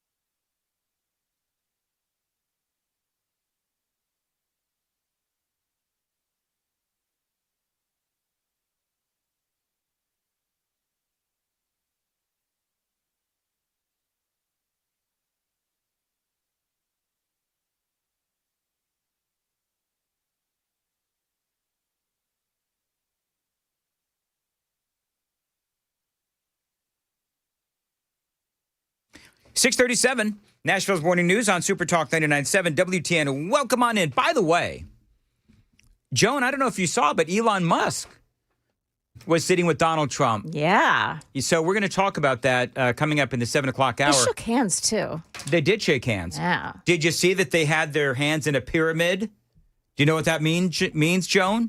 Is that like a hand signal? We'll talk about that in the maybe about 6:55. We'll talk about that. Sometimes that means praying. Just saying. It means a lot of things. So we'll talk about that as the morning continues to progress. Mark Pody is joining us. How are you, sir? Good morning, Dan. I'm doing great, man. It's great. Awesome to be here. All right. So you were in Israel. Yes. For like a week. Yes. All right. So I just wanted to find out, how you went. You went with a contingent of folks from Tennessee, from the Tennessee State House? Yeah. So there were the Israeli government basically invited 5 people from each of the 50 states. So there was a total group of about 250. Okay. But I was one of the 5 from Tennessee that got to go. And so, Dan, they chose us like I am the Israeli caucus chairman in the Senate, and Scott Sapicki and Tori Harris are the chairman in the House. Yes. So we were the first ones that actually got to go on this trip for all 50 states. And Scott and you, of course, very supportive of Israel. And I think that, Scott's going to be on with Matt this afternoon. So let's talk about your experiences. So you were there, and you're telling me off the air, so let's go ahead and launch from there. Israel is a very divided country. Yes. So, we got 2-party system here. Mm-hmm. There's like 20-some parties there, and they got to each has to build their own coalition before they can take and run the government. But if we look at Israel, just unpack it a second, this has been going on since almost the beginning of time, when the Old Testament talked about God giving this land to his people, to the Jewish people. Mm-hmm. And if we look at the land size, it's about the size of New Jersey. There's about 10 million people that live there. There's 8 million of them that are Jewish, and there's 700,000 Americans. If we look at that, that would be, they're larger. There's more Americans living there than like Vermont or Wyoming, or about the size of Alaska. So it's almost a congressional district that lives there that are Americans. It's right on, of course, the eastern side of the Mediterranean. Mm-hmm. And so when we got there, we landed, one of the things we were all concerned of, at least my wife would say, hey, Mark, why are you going to a war zone? Why are you going something like this? But we felt extremely safe the whole time, the whole trip that we were there. We didn't feel that there was any kind of war going on or any kind of conflict that way. There were soldiers all around. We knew that was happening, but there wasn't any time that we thought, oh, this is dangerous to be in this position. Mm-hmm. In fact, when I was walking down Jerusalem or Tel Aviv, it felt safer than walking downtown Nashville. It was extremely safe. Well, there's probably a lot of police, law enforcement, if you will, on the streets, right? There wasn't that many. It was surprising because there was such a time lag. So I was up during when it was late at night up there, right. and you could just either walk or whatever. If I was during the day, there was always guides or guards or whatever to make sure we were okay. But for the most part, once you left the hotel, it was very, very safe. I walked down to around the hotel, and there was single people walking. There wasn't anybody that threatening. There wasn't any homeless people. It was just very, very safe to be walking around the cities like that. when you're walking around, does it feel like there is some war fatigue going on in Israel? So we actually got to talk, and people from the IDF, Israel, their armed forces. IDF. Yep, they were with us a lot, okay? And we got to talk to them. And there was soldiers, that we could talk to when they weren't on duty. And we're saying, what is it? Where are we with the war? What do we have to do? And they were saying, we are so committed to one thing, just bringing our people home. And their thought process is, when we left Vietnam, we left people there. We left those. When we pulled out of Afghanistan, we did a horrible job of doing it. And they're saying, we've got 40-some people there that we know are still there, still unaccounted for. We know who they are. We believe that there's about 20 to 21 of them that are still alive, and we won't leave them. We are here to get the people home. So they might be fatigued of some things they have to do, but they're not tired of saying, we're going to rescue those people, whatever it takes. It's stunning. In the news today, we've got Australia, Canada, France, Britain, Portugal, and they are calling for this two-state solution, which it boggles my mind because, number one, and I don't want to take up the airtime here, but it's none of their business because those nations were not attacked on October 7th. So that's number one. Number two, not to repeat myself, but Britain is full of non-assimilating Muslims, and look how that's working out for them. So I don't understand why it is all of a sudden now you got all these nations putting this pressure on Israel to accept this two-state solution when, in my opinion, okay, let's go down that road, but then do you really think that Hamas is going to stop? No, of course not. No, and they've already got Gaza, and we know the Gaza Strip is about 5.5 miles wide by 25 miles long. There's about 2 million people that live there, and they have that. That is a space for them. If they want to have more, then they got Muslim countries all the way around that are much, much, much bigger than Israel. Mm-hmm. Why shouldn't they give the other some land if they want a two-state solution? Let them give up some of their land to do that. This is land that Israel had. They controlled it. And then when we ended World War II, they got it back. It was, the countries came in, Britain gave it back, and this is Israel. One of the things that we were over there is that they did talk about is what they feel everybody in the world is talking about them. They're saying, hey, we're being told that there's genocide. We're being told that we're attacking. We're being told that we're invading and we got to give up this war. And they said, this is not true. And when I was sitting there, literally we got up in the morning and the New York Times said, Israel's invading Gaza. And we said, so what exactly is this? I brought the newspaper to them and they said, well, we'll go take a look. And we were able to drive right to where it is. And they're going to say, we know that there's tunnels all over Gaza. We're here trying to investigate and we're trying to rescue our hostages. And they said, this is what they're talking about. And they said, in a few minutes, you're going to see this helicopter come up. And we had already warned everybody that we're going to be bombing that tunnel. We gave leaflets. They dropped leaflets. They dropped leaflets. They said, we were knocking on the roof saying, get out of here. Don't be here. We're going to do this. And so we watched the helicopter come in and we watched them shoot. And we seen the puff where it hit the ground, and then a couple of seconds later, we literally heard the bomb go off. And it was like, this is what we're calling an invasion. And they said, we're doing nothing more than destroying the tunnels that we find. We're trying to rescue our hostages. They talk about genocide, that we're trying to take over land. We're not. We don't want Gaza back. We're not trying to do that. They said, we're starving. They said, no, this is ironic because when Russia invaded Ukraine, nobody's saying Ukraine needs to be feeding Russians. Nobody's saying that Ukraine needs to go give the Russians medical supplies or anything like that. But here, Gaza came and invaded Israel, and it's up to Israel to then go feed their enemies. They said, where in the history have we ever had to do that? Well, and Israel has been defending this land for years and years and years. They've been defending the same land. So yes. For all of these nations to say to Israel, "Oh, just give Hamas what they want," it does seem ridiculous to me. More with State Senator Mark Pody coming up next, 6:45. Time to check the roads on WTN. And that is silly. Why would Israel? Hey, what's in it for them?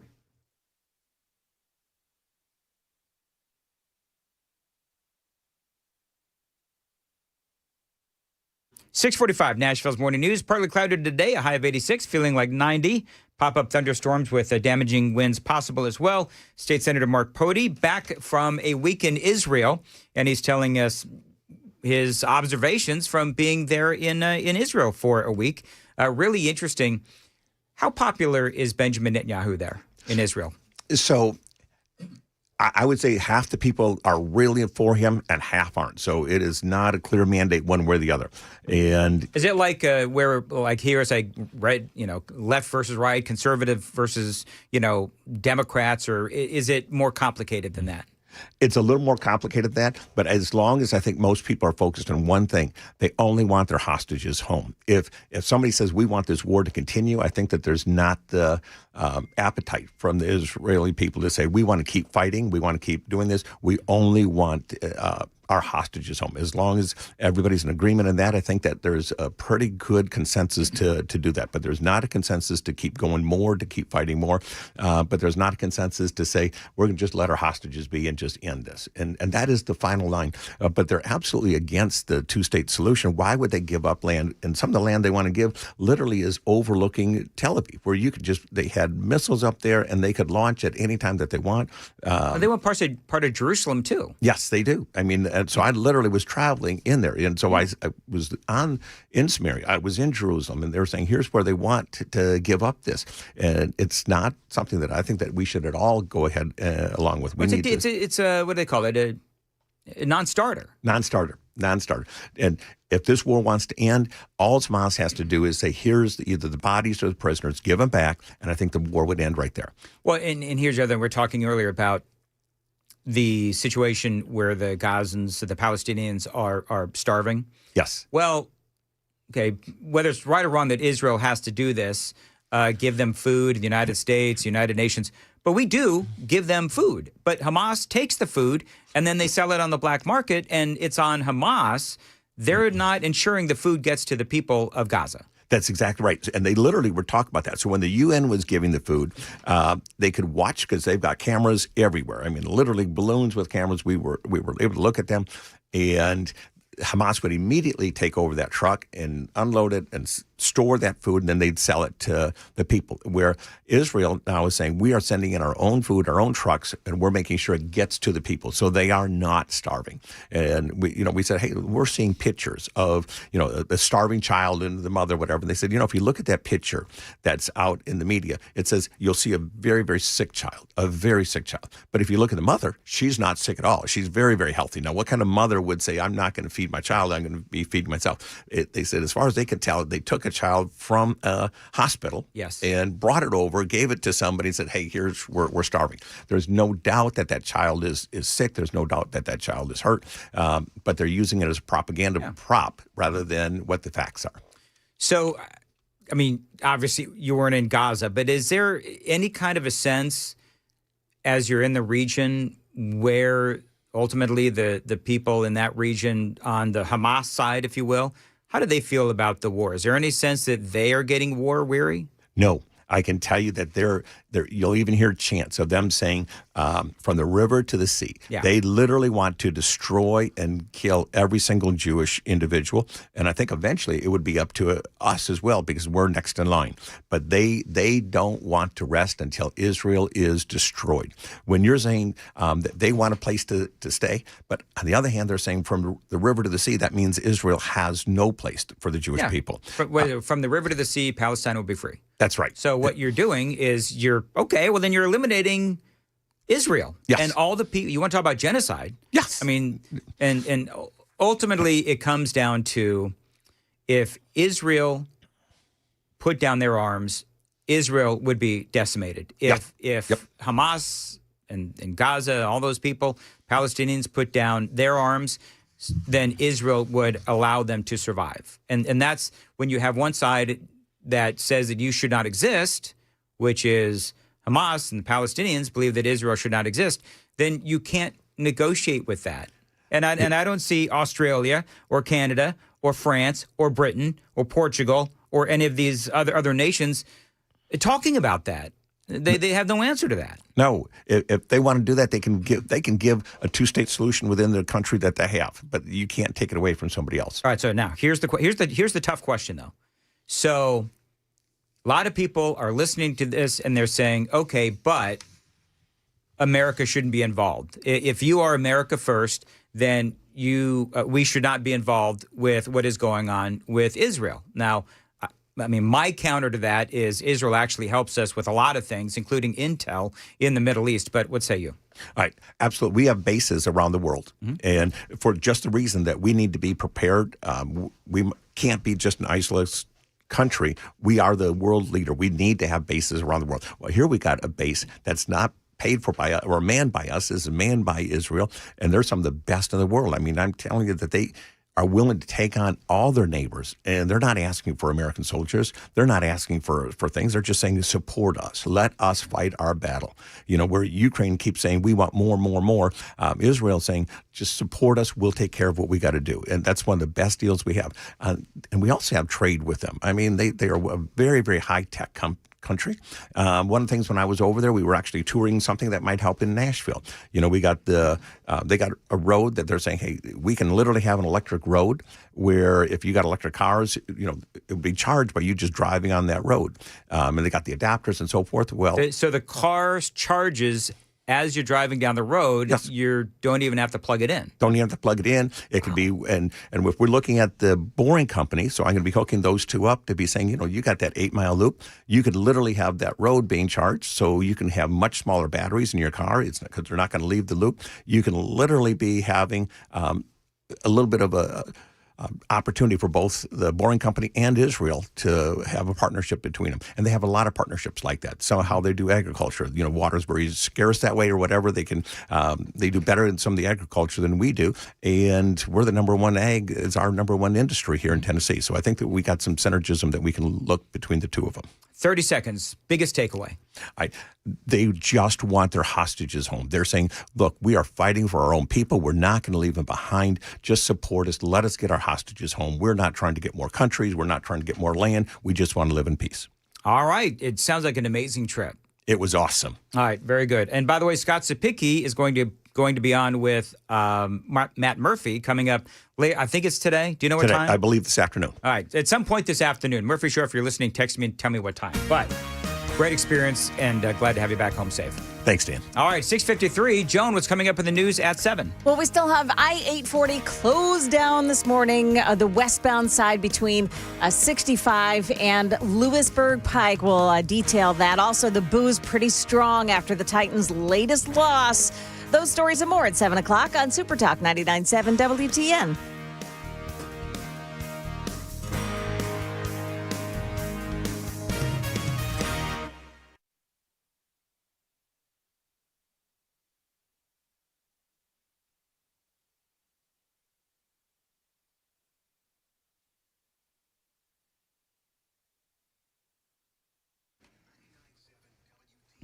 Dan Mandis here for my friends at Contours. Listen, summer may be over, but you know it is coming up, the holidays.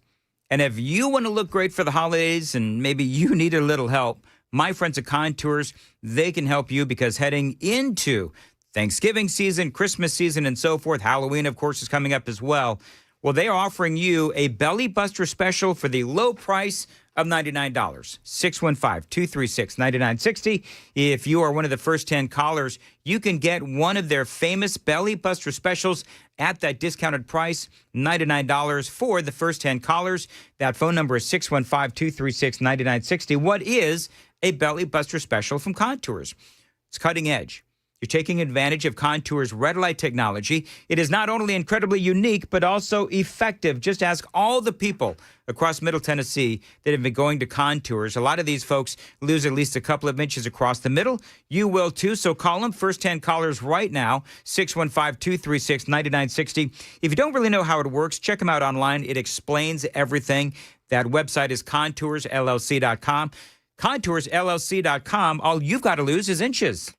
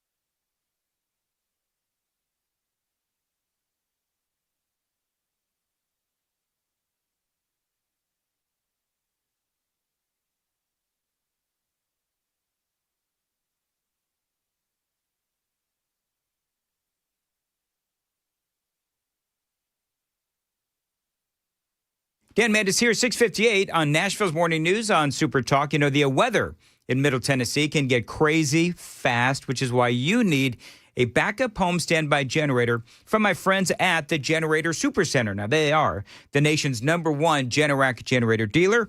Get a free quote and get peace of mind when you have one installed. The Generator Supercenter does feature expert installation, 24-hour monitoring as well. They're not going to leave you in the dark, and financing is available. Call them, 615-879-1952. Tell them Dan Mandis told you to reach out when the power goes out in your neighborhood. The Generator Supercenter is going to make sure that your power in your home stays on. 615-879-1952. The website, GeneratorSupercenterofNashville.com.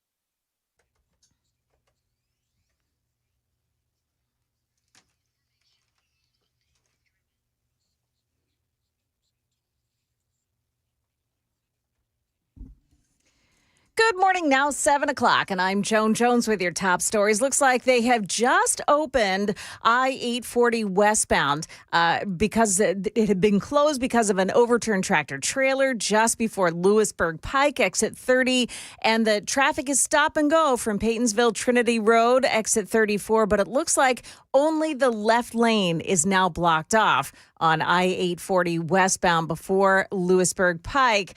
Careful as you go there. It's going to be slow still for quite a while. In the news, some rain to greet us at the start of this work week. Here's Stefano DiPietro. I'll let you know we're focused on heavier downpours and a couple of thunderstorms that could have some gusty winds. That's today, tomorrow, and heading into our day on Wednesday as well. And the severe weather threat is about a 1 out of 10 this week. In Glendale, Arizona, yesterday, at least 100,000 people lined up outside State Farm Stadium to attend the remembrance in Charlie Kirk's honor. A stunning moment at Sunday's memorial service for Charlie Kirk as his widow, Erica, forgave his killer. I forgive him because it was what Christ did and is what Charlie would do. Erica Kirk says she's honored to be the new CEO of Turning Point USA, the organization her husband founded. She vows to continue his legacy of embracing debate with political opponents. That's ABC's Perry Russum reporting. Meantime, there is still an active investigation into Charlie Kirk's death. In a tweet over the weekend, FBI Director Kash Patel saying they are interested in visitors to Tyler Robinson's home in the hours and days leading up to the shooting, and what many have observed as hand gestures performed by some of the people standing close to Charlie in the moments before the assassination. Patel saying he's committed to ensuring that the investigation into Charlie Kirk's assassination is thorough and exhaustive. An old social media challenge is making a comeback, and a Middle Tennessee school says its parents should know that this one is dangerous. It's the Benadryl Challenge. WSMV4's Danielle Ledbetter says it encourages people to take large amounts of Benadryl to cause hallucinations. They're now warning taking too much Benadryl could be life-threatening. So they listed the warning signs of a Benadryl overdose, which include extreme drowsiness, rapid heartbeat, seizures, confusion, hallucinations, and blurred vision. The school said the challenge came to public attention in 2020, but it is now resurfacing. Schools are encouraging parents to talk to their kids about the dangers of overdosing on over-the-counter drugs. And the Tennessee Titans are now 0-3 on the season after losing by 21 points to the Colts yesterday. The team was booed by the fans, many of them directing their anger at the Titans coach. Quarterback Cam Ward spoke about that after the game. If I was them, I wouldn't be mad. I'd be mad too. I'm trying to win football games, the same as theirs. So, if that's what they're going to do, we got to lock in as a group in the locker room and continue to motivate each other, push each other, and try to get a win. Now, the Titans have 3 road games coming up before they return home to Nashville. Market numbers brought to you by Beacon Capital Management online at beaconcm.com. Stock futures all pointing down. The Dow futures down 174. That's the latest news. Traffic and weather next. I'm Joan Jones, WTN News.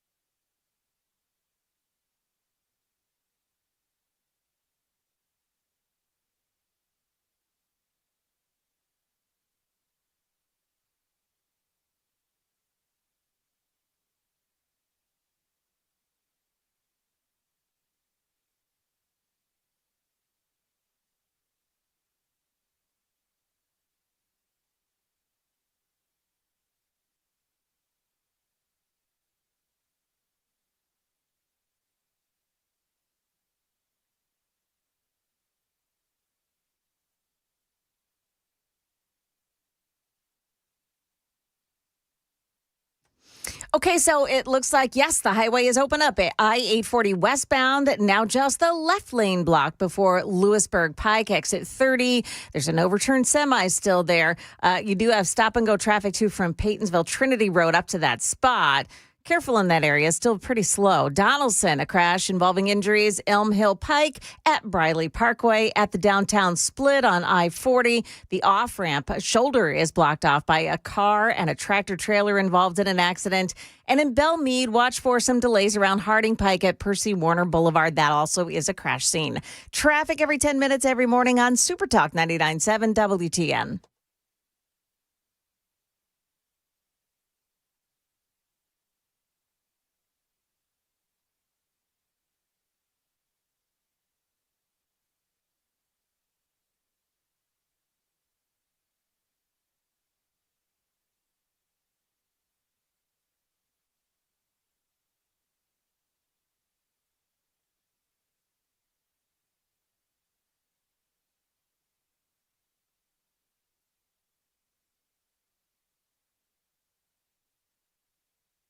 .707 Nashville's Morning News on Super Talk 99.7 WTN. And good morning to your friends. Hope you are doing well. We've been covering a number of different things this morning. Of course, the Charlie Kirk memorial on Sunday was amazing. So we've got that to talk about. Of course, Australia, Canada, France, Britain, Portugal, other nations as well, calling for putting the pressure on Israel and a two-state solution. There's a number of other stories that we are going to get to. I haven't even really touched the surface, scratched the surface of all of the audio and video that I have from Sunday's remembrance of Charlie Kirk. This is President Trump. Then I'm going to get to Congressman Scott Desjardins. Lots going on that I want to talk to him about. But this was President Trump. Some are calling this controversial. I don't know if this was controversial or not. Joan, maybe you can pipe in here real quick. Then we'll get to the congressman. But you had a lot of people talking about Charlie Kirk, about how he didn't hate his enemies and so forth. President Trump came on, and this is what the president said. Missionary with a noble spirit and a great, great purpose. He did not hate his opponents. He wanted the best for them. That's where I disagreed with Charlie. I hate my opponent, and I don't want the best for them. I'm sorry. I am sorry, Erica. But now Erica can talk to me and the whole group, and maybe they can convince me that that's not right, but I can't stand my opponent. Charlie's angry. Looking down, he's angry at me now. There you go. So Donald Trump, typical Donald Trump. Scott Desjardins joining us on the Newsmaker Hotline. Congressman, always great to have you on. Did you have a chance to watch much of the remembrance of Charlie Kirk yesterday, sir? I didn't watch all of it. I went back and read all the highlights, and I did see that part. And President Trump's really never been known for his finesse. I don't know if I'd have used the word hate. You can dislike your opponents or dislike their views, but that's Trump, as you said. So let me ask you, I saw this over the weekend. This was really the impetus for me to have you on. 58 Democrats have voted against a resolution honoring the life and legacy of Charlie Kirk. I'm disappointed but not surprised. Right, and there was a large number who voted present, and I think I don't like a present vote because it's like take a stand. I'm not a big fan. Voting present. I mean, that is chicken beep. Yeah, that's why I say you're either for it or you're against it. You really can't ride two horses with one ass, so you got to make a decision. But yeah, so anyways, I don't care if it's AOC or anyone else. Nobody deserves to be assassinated for their political views, and so I don't know how they justified that vote. They may not like the guy, but if Biden or anyone else were assassinated, I would feel bad. That's violence that doesn't belong in politics, and so don't understand that, but doesn't necessarily surprise me. One of the things that I have been particularly appalled by was the comments of course, AOC and Ilhan Omar. Those two in particular, their comments have been rather, acidic to say the least. I think it was Ilhan Omar, something about how Charlie Kirk's memory, belongs in the dustbin of history or something like that. It feels like they are being intentionally provocative. Well, Ilhan Omar does not love this country. She's Somalian. She's got a Somalian community in Minnesota that they developed and created, and it's big enough that they can get her elected to Congress. I don't find her to be American. I find her to be anti-American in her views. We tried to censure her on the House floor. For some reason, 4 Republicans voted with the Democrats to table the motion, and she wasn't censured. AOC runs her mouth about everything, but Ilhan Omar, we know what her religious beliefs are, and we hear her anti-American sentiment, and Rashida Tlaib and the other members of the squad. It's a melting pot here, and we have different districts with different views, but we're all Americans, and if your views are un-American, you don't belong in Congress. What do you think of Mike Johnson, House Speaker Mike Johnson, pulling her from her committee assignments? Well, did he actually do it? No, I should say, what do you think of the possibility of that? Well, I think that was part of the censure, and it's been done before. They pulled Marjorie Taylor Greene's committee assignments for things that she said before she was elected. They pulled Paul Gozer's for some enemy that his staff put out, slaying, I don't remember who it was, but and it was a cartoon, and pulling committee assignments, it's like, then why are you even in Congress? What do? You just wander around up there. But there should be punishment for those type of things and censure. And actually, if we'd have censured Ilhan Omar, she probably would have raised money with her base and made her even harder to beat. But what I guess I'm disappointed by is just the total lack of decorum that we're seeing in Congress now. Dropping the F-bomb here and there, that behavior and the antics, it's just to get attention, to get on TV, to stir controversy, further divide a nation that needs to come together if we're going to be successful. So I don't know if pulling her from the committees would make a difference or make her stronger. Who knows? I think people convicted of crimes and things like that, then that makes sense. But you do have a right to free speech to a certain extent. But my gosh, I don't know what sections of America hate this country so bad that they elect people like that. 4 Republicans, Representative Mike Flood of Nebraska, Jeff Hurd of Colorado, Tom McClintock of California, and Corey Mills of Florida voted against the measure to censure Ilhan Omar. So I don't want to get too far in the weeds here, but I know all those people. Yeah, why too, why would they vote with the Democrats? I don't know. Tom McClintock was in Freedom Caucus early on. Corey Mills, I don't know what's up with him. The other, you said Jeff. Did you say Jeff Crank? No, not Jeff Crank. Jeff Hurd. Jeff Hurd. Okay, I don't know him very well. And then who was the other one? You had Tom McClintock of California, Corey Mills of Florida. Yeah. Okay. I didn't talk to them and ask them why. I guess that's their decision. Maybe they're just against censoring. But I think, like Al Green, when he had his outburst against Trump, he wanted to be censored. He wanted to be hauled off the floor. Oh, He sure. wanted to do it for attention. So, these guys, I don't understand why they would have not punished her for that type of rhetoric. I don't know. Maybe I'll ask them. Can I ask a behind the scenes question? Like I'm curious. Okay. So you, and I'm not attacking you. I'm actually really curious. So you as a good conservative, you see why Ilhan Omar needs to be censured, pulled from her committee assignments, whatever. But then you see these 4 that vote against the rest of the Republicans. And just from a behind-the-scenes perspective, does that not anger the rest of the Republicans to the point where you walk up to their office and say, what the hell are you doing? Like, does that destroy protocol? Or, I could never be a congressman because I'd start yelling at people. So, what is the reaction? Well, everybody has a right to their own vote, and that's such a strange group. That's not like a little clique that run together or anything. It's not like a group that I see, sitting down having coffee or having dinner together. They were, 4 very different people that don't seem to hang out together. So I don't know. All I can do is ask, does it make me angry? I guess I'm just disappointed. There's so many weird things that happen in Congress. Maybe over the years I've taken votes. Sometimes I'll be the only one in Tennessee to take a certain vote. It was usually a very conservative vote. You vote on principle, but it's just the dynamics there right now are so strange. We have such a slim majority that you kind of have to make a team play. Trump drives a lot of what we do. I don't think he got involved on that particular vote.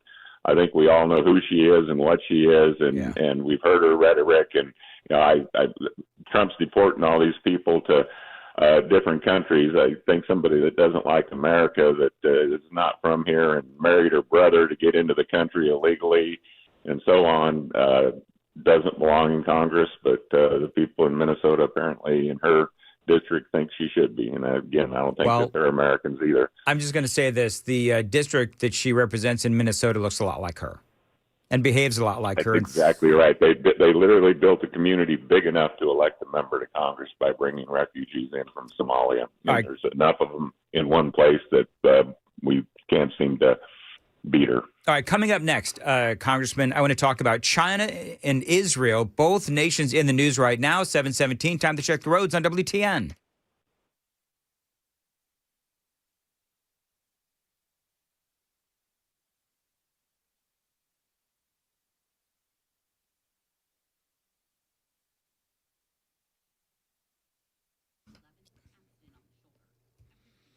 .717 on WTN, partly cloudy today, a high of 86, feeling like 90, pop-up thunderstorms with damaging winds possible. I don't know. Congressman, should I even ask you about the threat of a government shutdown? I'm so bored with this conversation. It's every year we go through this. I don't think there's going to be a shutdown. Once again, Congress fails to do their job. I've been there quite a while, and we don't pass a budget, and it's so partisan, and these CRs and omnibuses are extremely frustrating. Right now, Trump wants to continue his agenda in terms of rebuilding the economy and bringing manufacturing back. And so, we have a CR that goes to November, and they're supposedly going to get more of the appropriation bills done. The Democrats don't want to vote for this CR because the Medicaid enhancement that he put in place during COVID, I didn't realize it even sunset in 5 years. It was some kind of reduced premium during COVID for a number of people. And, that's set to expire, and the Democrats are hanging their hat on that, saying we're trying to raise premiums. We're not raising them. They're just going back to where they were in COVID. COVID's just the gift that keeps on giving. It's like herpes. You got it for life. And COVID doesn't seem to go away. And so that's the problem with when you do something like they made student loan interest, just interest-only payments during COVID. And then, when COVID ended, you had to start making your payments again. Well, this was a break that was given because of all the job losses. It's expiring. Democrats are saying, no, we're going to keep them. It's going to cost $400 billion over 10 years to continue to give people something that was given as a gift to help them out through a tough time. And, that's the problem with those things is that once they start, the Democrats want to make it permanent. So that's what the fight is. I don't think there will be a government shutdown. I think they're just setting the stage to make the argument how Republicans want to take away people's health care, even though it was just a short-term fix. Okay, real quick. You mentioned COVID, of course, the gift that keeps on giving. China, a group of U.S. lawmakers have made a rare visit to Beijing, and they're calling this a break the ice tour. I don't really understand this, but is there a way, they say in this NBC News article, that what they want to do is make further inroads into stabilizing ties with China? Can we trust China? Well, there was a group of armed services, Adam Smith and I can't remember who else that was going. I thought they were going at the end of the month. Maybe they've gone, or maybe they went this week. I don't know. No, I don't trust China. I don't trust China at all. China's our number one adversary. And, as far as, Trump trying to keep relationships, TikTok, economically, all that, fine. But don't, I'm telling you, they're trying to defeat us militarily in the long run. That's their strategy. They want to be the number one superpower in the world, and absolutely do not trust them. But, dialogue is fine, but I'm not exactly sure what they're trying to accomplish other than go to China. But, it's just, I don't trust Russia. I don't trust Putin. Right. I don't trust Xi. And so, I guess I'm not exactly sure what they're trying to accomplish, but I'm guessing we'll hear more about it and see how they think it went. Real quick, Australia, Canada, France, Britain, Portugal, other nations as well, calling for a two-state solution. I don't know. I had a pretty heated and passionate reaction to that earlier this morning, but do you have any thoughts on that? Well, I tell you, it's not the first time we've heard this. This is an argument that's been going on forever. I don't know if they're talking about a two-state solution in the Gaza Strip or West Bank, it goes back and forth. But, I think what Israel's strategy was to, kill 100% of the cancer, which is Hamas.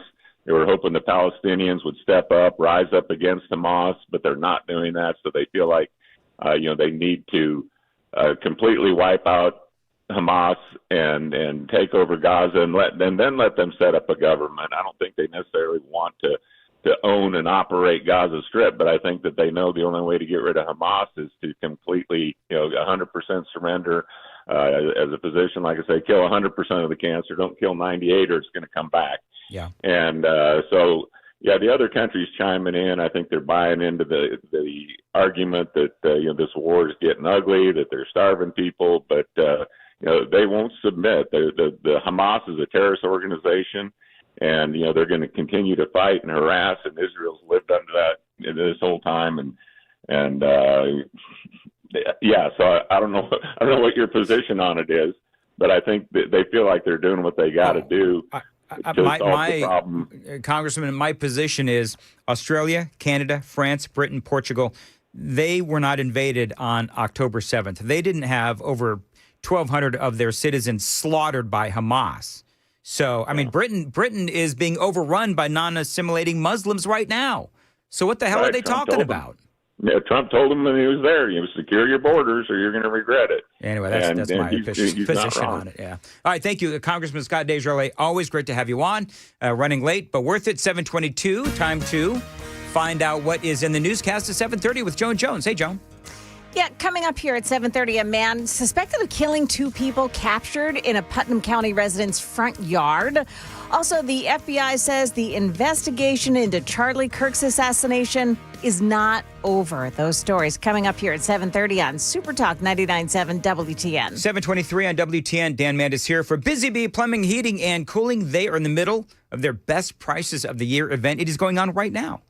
And as they say, the savings are buzzing. Now, right now, with any heating repair service, you are going to get a free dryer vent cleaning. That's right. Protect your home and feel safer on Busy Bee. If you need a new HVAC unit, check out these Stingers. A Goodman 14.3 SEER 2-ton split heat pump, just $7,995 with a 10-year parts warranty and a 2-year labor warranty as well. If you need some plumbing deals, they've got you covered too. $500 off water and drain repipes, $300 off tanked to tankless water heaters, and up to $1,500 off water filtration systems. Check them out today, Busy Bee Plumbing, Heating, and Cooling. I've been a Beehive member for over 10 years. Call them, tell them Dan told you to reach out. 615-775-7833, 615-775-7833, busybeehvac.com, 615-775-7833.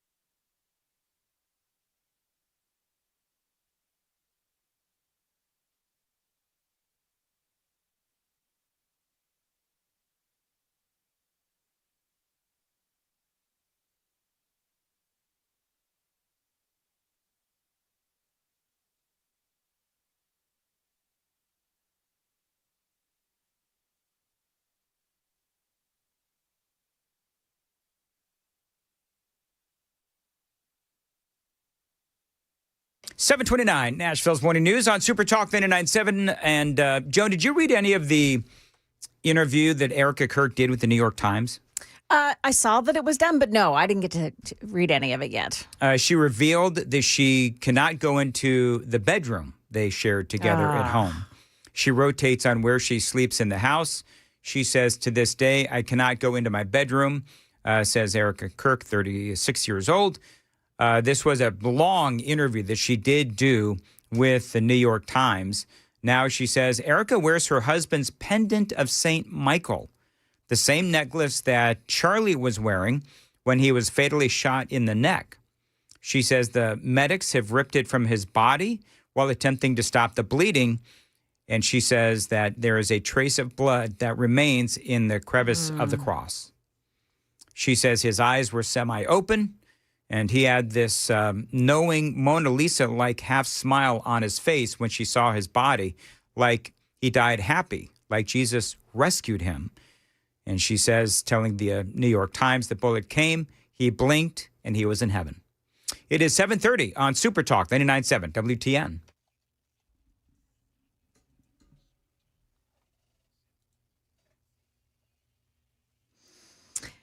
Good morning. I'm Joan Jones with your top stories, and we'll update you here on that problem on I-840. It is slow going approaching Lewisburg Pike exit 30, but looks like the roadway is now open. The left lane is still blocked off by an overturned tractor-trailer truck, and it's also causing delays on 65 heading north from the Spring Hill area this morning as well, but at least the roadway is now open. In the news, the manhunt for a suspected killer ended in one man's front yard in Putnam County last night. Danielle Whitehead is his name. He spoke to Channel 4. My daughter looks out the window and she says, Dad, that guy that the cops are looking for, she called him the shooter, is outside. Just thinking about something like that could happen is it's pretty terrifying. Yeah, the man outside was identified as 27-year-old Peyton Nations, who was taken into custody by police for the shooting deaths of two people earlier in the day in Rickman, Tennessee. Nations was booked into jail on a $40 million bond. The last of the three escaped inmates from a Madison County prison have now been captured. Dylan Decker was picked up in Nashville over the weekend. His two accomplices were picked up last week. All three had escaped from the recreation yard at the prison. Law enforcement officials remain on high alert after at least 100,000 people attended the memorial for Charlie Kirk in Glendale, Arizona yesterday. ABC News contributor and former Homeland Security official John Cohen. The shooting of Charlie Kirk is just a stark illustration of the seriousness of the threat environment we find ourselves in. Law enforcement is going to be looking in the days ahead to see how foreign and domestic threat actors will continue to try to exploit his death. And we've already seen efforts by Russia and other countries and even some domestic forces to take the death of Charlie Kirk and use it as an opportunity to sow discord, undermine confidence in our government, and inspire other violence. FBI Director Kash Patel saying over the weekend that the investigation into Charlie Kirk's murder is not over. The FBI investigating all the theories, he says, and the questions surrounding the assassination on September 10th. Market numbers brought to you by Beacon Capital Management. Online at beaconcm.com. We've got the Dow futures minus 161, NASDAQ futures down 88, and the S&P futures losing 22. That's the latest news, traffic, and weather next. I'm Joan Jones, WTN News. Look at Jones, 7:33, Nashville's Morning News on Super Talk. Dan Mandis here, Synergenex and Low T Center.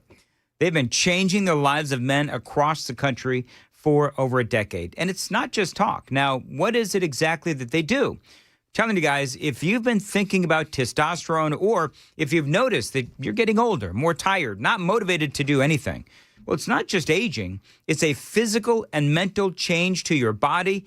Testosterone can actually help. Now, Synergenex and Low T Center, TRT, they can help you. They can help you do better at work and love in the gym. Now, Synergenex and Low T Center, they have clinics conveniently located around town. You have the power to choose if you want to be treated at the clinic or if you want to receive in-home treatment. But either way, it all starts with a quick test at the center. Check them out. What are you waiting for, guys? Just imagine how much better you are going to feel when you take back your health, restore your energy, and get on with the rest of your life. Book your appointment right now at fixmylowt.com. You'll be wishing that you did it sooner. That website one more time, lowtcenter.com.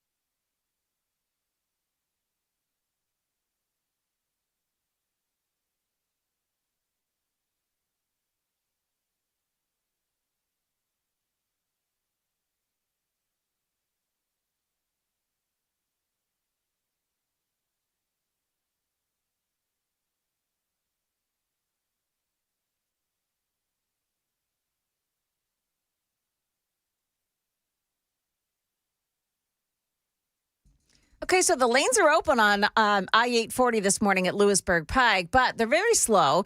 You've got the left lane still shut down by an overturned truck. It's a tractor-trailer truck, and it's in the median. Traffic is slow around it. It's slow northbound on 65 from Spring Hill up to I-840 as well. And then in Talbot's Corner on East Trinity Lane at Dickerson Pike, watch for a crash in that spot. Traffic every 10 minutes every morning on Super Talk 99.7 WTN.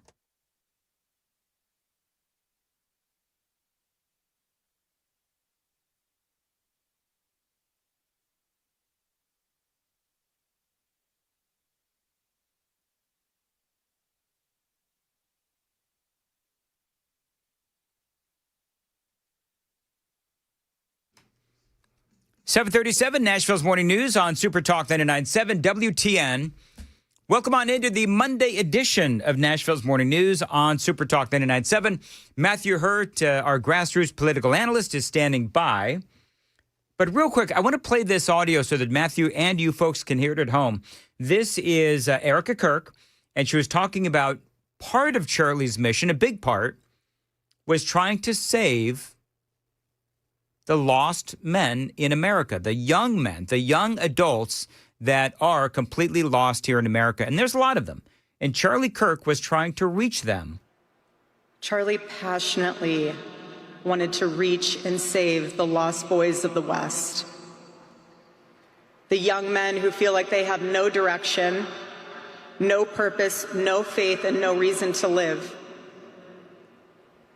The men wasting their lives on distractions, and the men consumed with resentment, anger, and hate. Charlie wanted to help them. He wanted them to have a home with Turning Point USA. And when he went onto campus, he was looking to show them a better path and a better life that was right there for the taking. He wanted to show them that. That was Erica Kirk, and Matthew Hurt joins us on Super Talk 99.7. Matthew, always great to have you on. I want to delve into that particular comment real quick, but first, give me your upshot on what you thought about the memorial service yesterday. Well, Dan, I thought the memorial service was fantastic. 100,000 plus people in just a matter of about a week descending on the Phoenix area. And Erica Kirk's comments were really the highlight. Hearing from the widow, hearing from the wife of Charlie was so impactful, so meaningful. I was with friends of mine who are conservatives and very involved in this, and we were just really moved and touched by her comments. One of the things, delving into that one particular comment, and I went kind of deep into this earlier in the program, but young men of America specifically, and you certainly know this, I can't remember how old you are. You look far younger than your actual age. Remind me how old you are. Dan, I'm super old. I'm 38 years old. All right, so you're 38. You look like you're like 22, just so people know. Pretty soon we're going to start doing this on Zoom, and people can see how young you look. By the way, I'll accept the check in the mail. But one of the things that I talked about earlier was the fact that young men have been demonized, vilified, told to sit down and shut up. The concept of toxic masculinity, all of that has been a big conversation, not only in the media, leftist media, but of course on the left as well, by and large. And so I think part of what a lot of folks talked about yesterday, and we've spoken about before, was that youth vote that Charlie Kirk brought to the Trump campaign in 2024. But I think overall, if there's something that we can take from all of this, is that Charlie did give those folks, those young men, not only a voice, but also meaning in their lives. And I think that is more than likely, that's going to continue after Charlie's death.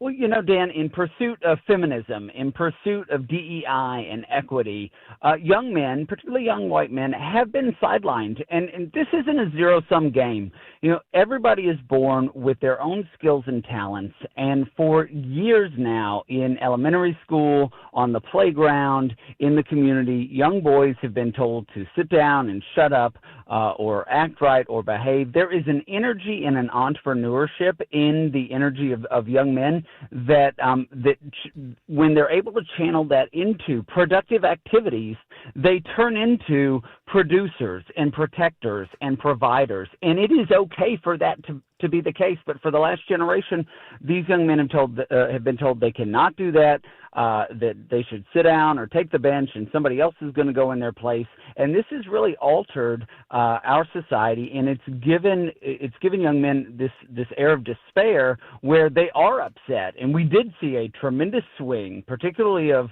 generation, the Zoomers, switch over to Donald Trump in the last election, and there has to be an outlet for that. Everyone has a unique skill, talent, and energy they can put into something, and channeling that productive energy from young men in particular will make us it'll make us a better country. Yeah.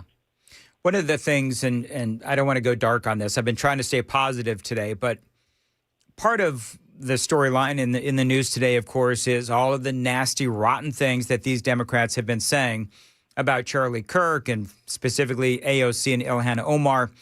Their comments, to be honest, don't matter to anybody who is listening right now. But what does matter is the impact that those comments will have on perhaps the midterm elections. From a pure political standpoint, putting aside, the remembrance of Charlie yesterday and all that was, which was incredible. But if we're looking at the political ramifications of what the left has been doing, I mean, they're going to be sorry that 58 of them in the House of Representatives voted against a resolution honoring the life and legacy of Charlie Kirk.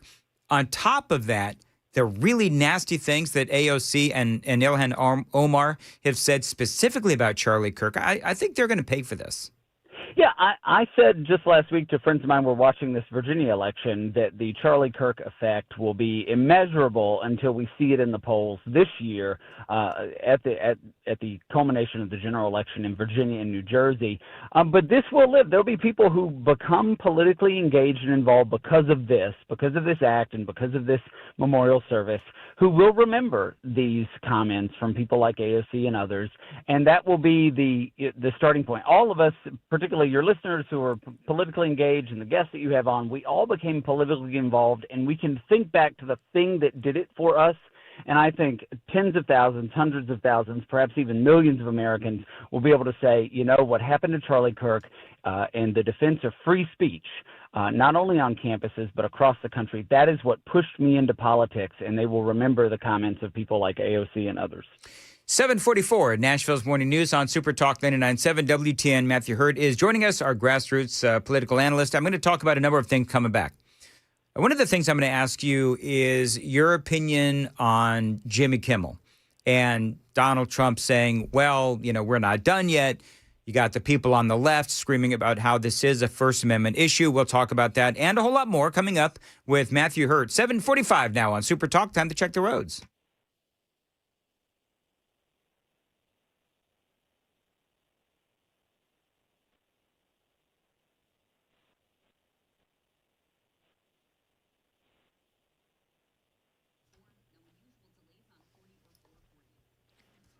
Alrighty, as far as your weather goes, partly cloudy, a high of 86, feeling like 90, pop-up thunderstorms as well, possible damaging winds as well. And Matthew Hurt joining us on Super Talk 99.7. All right, so let's talk about Jimmy Kimmel, the FCC chairman. I know that you know the story. I don't know if you and I have spoken about this yet, but the FCC chairman comes out and they start talking about what Jimmy Kimmel said as far as Kimmel intimating, saying that the shooter of Charlie Kirk was part of MAGA.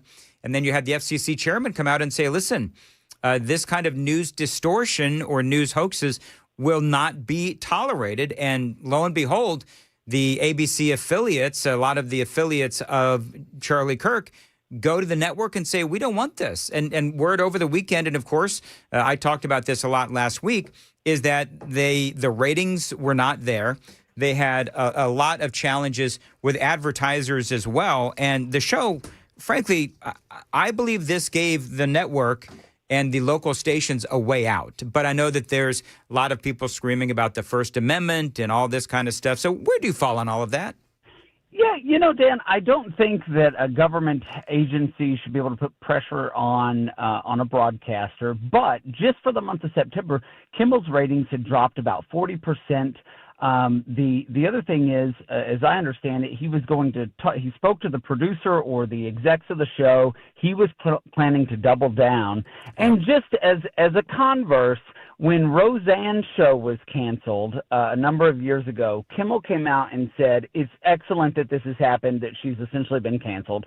And so this is someone who is a victim of his own ideology, his own belief that you should be canceled for sideways views. And the reality is, I tend to agree with you, Dan. It seems convenient because his ratings had tanked. People aren't watching late night anymore. And of all the late night hosts, Kimmel's was the most nasty partisan nature. There's an entire audience in the United States who would watch late night content, who do watch comedians and other entertainment, who just don't want to feel isolated. And so this is an effort where I think the market was speaking. The drop in ratings for September and in the second quarter of this year and in September really gave the station an off-ramp.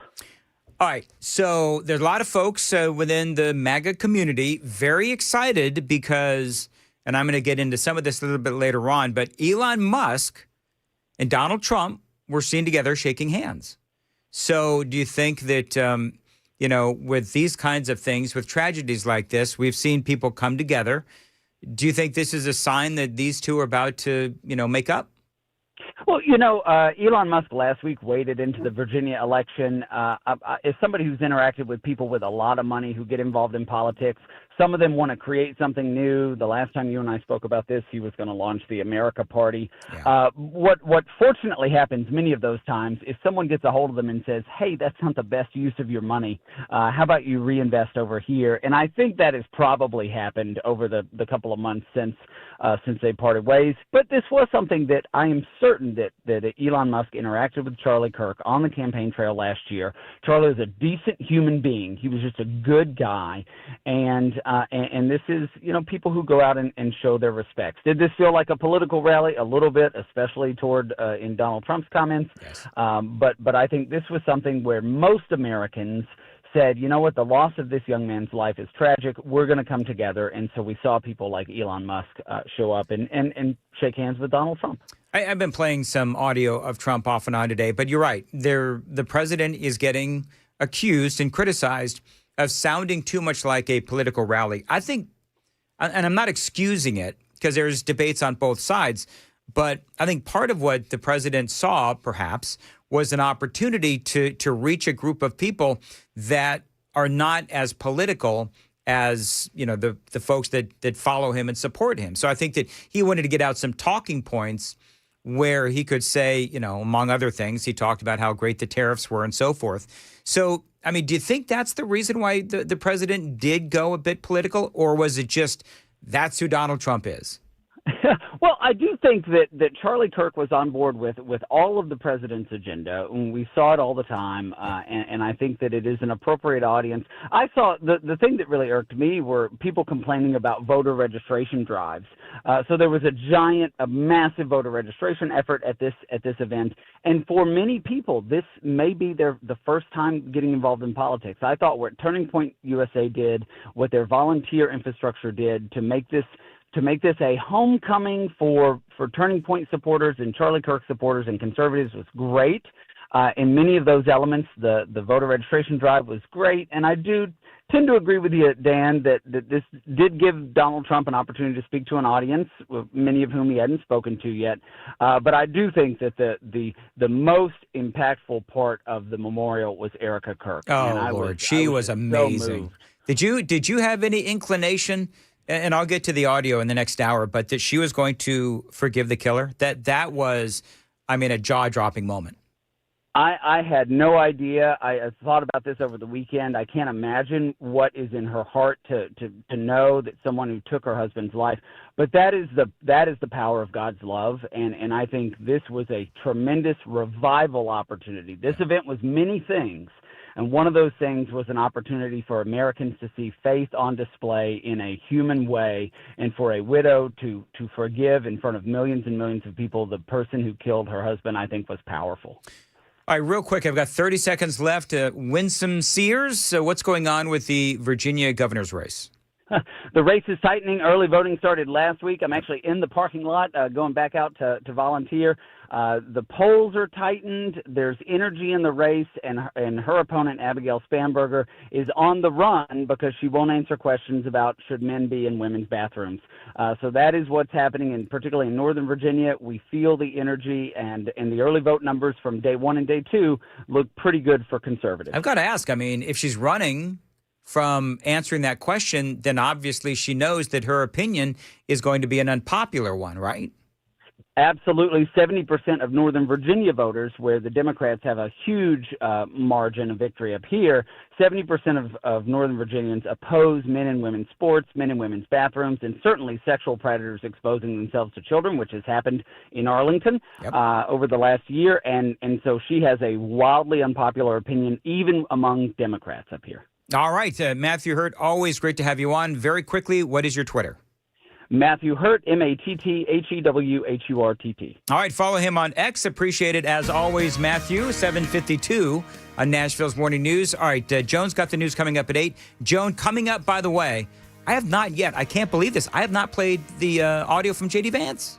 Oh, so well, we're going to definitely need to play that. We're going to do that. And also Erica Kirk and her advice to fathers and husbands. Okay. That coming up. All right. Also coming up in the news, we've got a heads up for I-24 drivers for a closure that's coming up. Also, forecasters have their eye on a hurricane that's moving in the Atlantic right now. That's coming up here at 8 o'clock on Super Talk 99.7 WTN.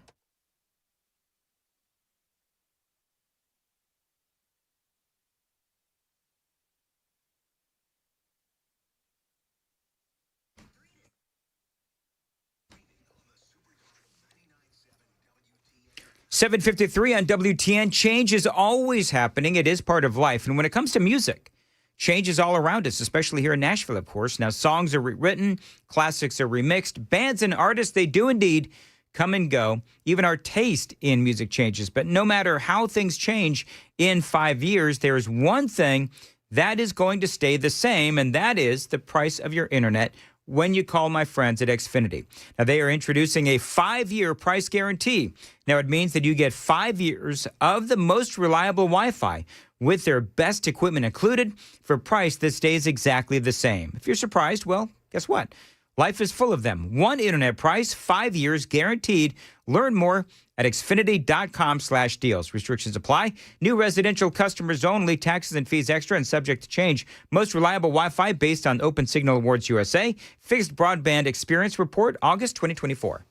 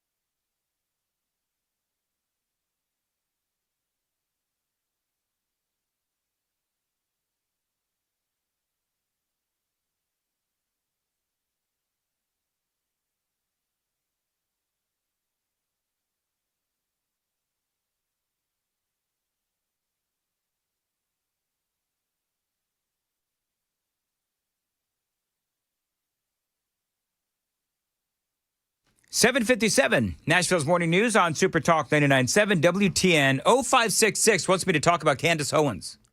But why? I don't know. I'm done. I'm done with it. I think she's desperate.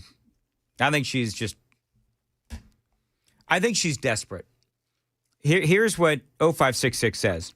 I was wondering if y'all could shed some light, and I'm not bagging on 0566.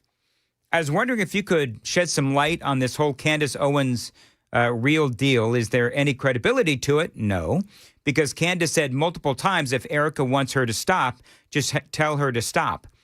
You know what, Candace Owens? Erica Kirk has a lot more to worry about than your big-ass mouth. Ooh. So she needs to just stop. She needs to understand that there's a lot of things that are going on right now, and you don't need to be injecting yourself. Multiple people have said that Charlie Kirk and Candace Owens had a quiet breakup, if you will. And so I think that the Candace Owens at this point, I think she's coming off as desperate and mean-spirited. Yeah. Sure, she's just got to stop. And really, I'm going by the way, I'm going what 0566 says. But if she really said, if Candace Owens really did say, if Erica tells me to stop, I'll stop, what kind of human are you? She's going through a lot. Leave her alone. Leave Charlie Kirk's memory alone. There's a time and a place, and right now, you're nowhere near either. Yeah, she could focus her ire on Ilhan Omar, AOC, Destiny, some of these other people that have been coming out here and bad-mouthing who she claims is her friend. She's definitely not treating him like that passing. Post-assassination. It's like, confusing. Stop it already. It's like you said, desperate. Yeah, there is a desperation for credibility or attention from Candace Owens right now. And, I know Candace Owens, she speaks the truth. Okay, well, you know what? I would just say consider the source, because anybody who is out there saying, if this is true, anybody that's out there saying that if a grieving widow who is now in charge of a multi-million-dollar, hundreds of millions of dollar corporation or organization like Turning Point, you expect, you know what this is, Joan? What is it? This is Candace Owens wanting to, again, if this is true, this is Candace Owens saying, she wants a personal interaction with Erica, saying, I want you to stop. And then Candace can go on, and she can go on and say, look, Erica told me to stop. Again, injecting herself into the conversation. Yep. It's like, you know what? No. And you know what? This is going to be the last time I ever talk about Candace Owens, because I used to admire Candace Owens. She has disappointed me to no end, and now I'm angry. Anyway, it's 8 o'clock on WTN.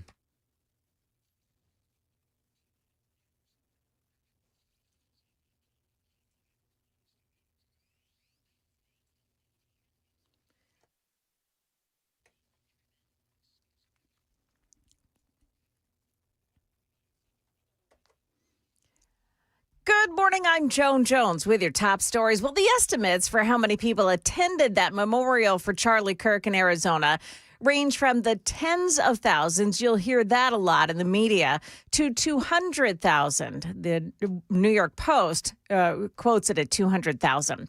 Millions of people, though, tuned in to watch it as well. Regardless, many people walked away from the event with this. You could feel so much love and so much want for this country to just get better and grow, and this love for the Lord, and just a change. Like, we just need a change. President Trump announcing that he'll award Charlie Kirk the Presidential Medal of Freedom posthumously.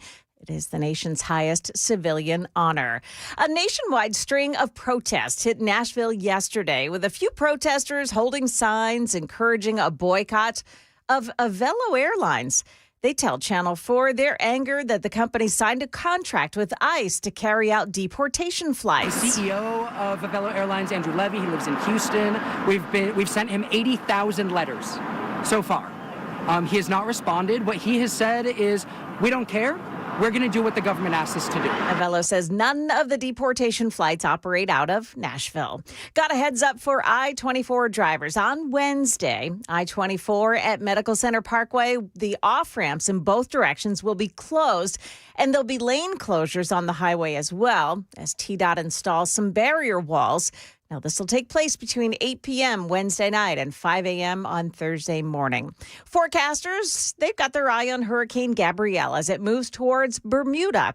Now, they say it's not going to make a direct hit on the U.S., but it could cause dangerous rip currents along the coast of North Carolina, Right now, Gabrielle is packing 90-mile-an-hour winds, and it is expected to strengthen.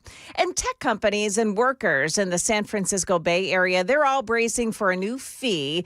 It's for H-1B visas, and it is six figures. President Trump signed an executive order Friday imposing a $100,000 fee on H-1B visas. Some people have been rushing to fly back to the U.S. Microsoft and Amazon and other companies communicating with their workers outside the United States come back. Those visas bring high-skilled tech workers like scientists, engineers, and architects to the U.S. The White House says the fee will not affect current H-1B visa holders. Some believe the new fee will disrupt the tech industry in the Bay Area. In San Francisco, Suzanne Fawn, ABC News. Market numbers brought to you by Beacon Capital Management, online at beaconcm.com. It looks like we could have a negative start for this morning. The Dow futures are minus 200, NASDAQ futures down 66, S&P futures losing 19 points.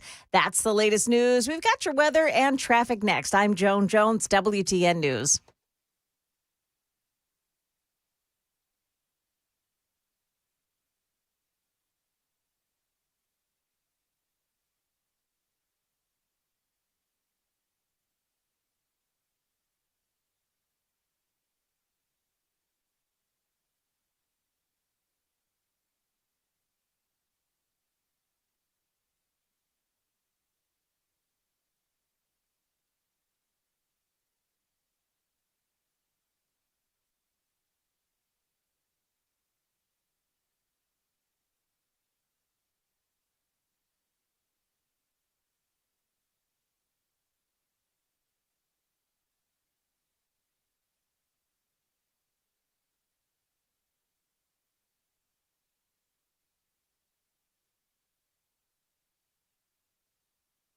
Dan Mandis here, 8:05 on Nashville's Morning News. Whether you have old drafty windows or cheap builder-grade windows, right now is the best time to replace your windows with my friends at Window Nation. I've got 4 of their windows in my home, 2 in my downstairs basement studio.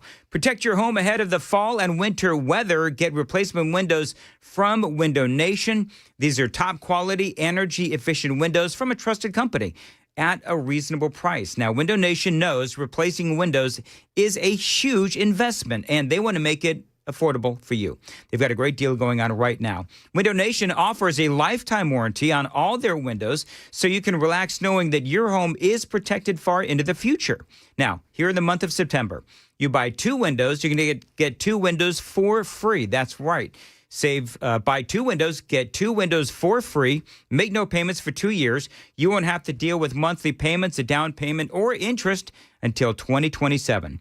Now, Window Nation has an A-plus rating from the Better Business Bureau, and they come with a lifetime warranty. Now, this sale is going to end on September 30th. Don't miss out. This is Window Nation's most popular offer ever. Schedule a fast and free estimate right now with the pros at Window Nation. 866-90-NATION is the phone number.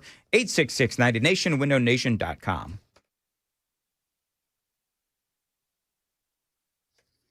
Okay, you still have delays in Franklin on I-840, the westbound side, right around the Lewisburg Pike area. That's still an overturned tractor trailer. It's still taking out the left lane.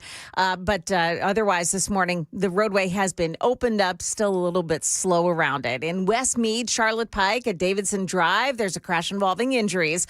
40 on the eastbound side at the South Loop, there's a crash that takes out the right shoulder. And in Talbot's Corner, eastbound Trinity Lane at Dickerson Pike. Watch for slowing there as well. It's a crash there. One more note here. Hendersonville, Walton Ferry Road between Campus Drive and Cages Road, closed for utility work today through Friday. And traffic is being diverted onto Sanders Ferry Road because of it. Traffic every 10 minutes every morning on Super Talk 99.7 WTN.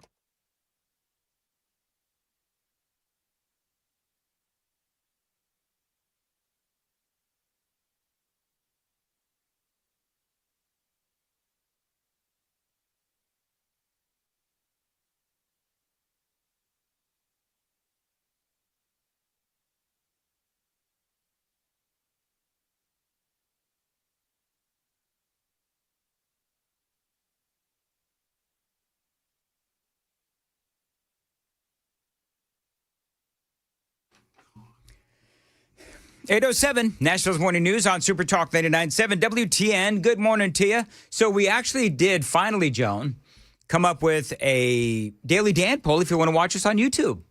Oh. Yes, and the Daily Dan poll is Sam. Are you disappointed with Trump's speech at the memorial? So we had, we're talking, off and on during the day today. There's a couple of different takes on Donald Trump's speech. Number one, it was too political. Number two, it was fantastic.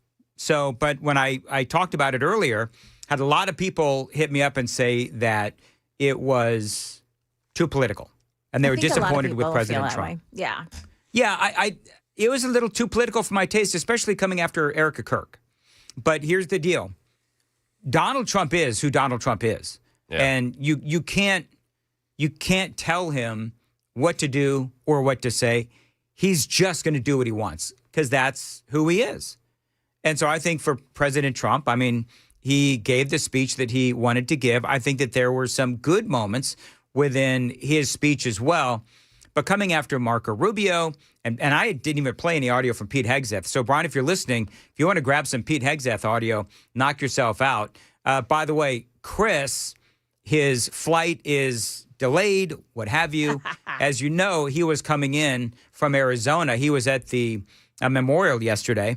So he left early this morning, and he's on his way back, but his flight got delayed. So Brian was on standby, and he is going to pick up the show at 9 o'clock. And then at some point, Chris may be able to make it in. Maybe he won't. But again, Brian, if you're listening, I have not played any of the Pete Hegseth audio. And Hegseth was outstanding. Oh, he was on fire. Yeah. I did like Erica Kirk's advice to men, husbands, and fathers. That is where we are going to begin, because I loved what she had to say. To all the men watching around the world, accept Charlie's challenge and embrace true manhood. Be strong and courageous for your families. Love your wives and lead them. Love your children and protect them. Be the spiritual head of your home. But please be a leader worth following. Your wife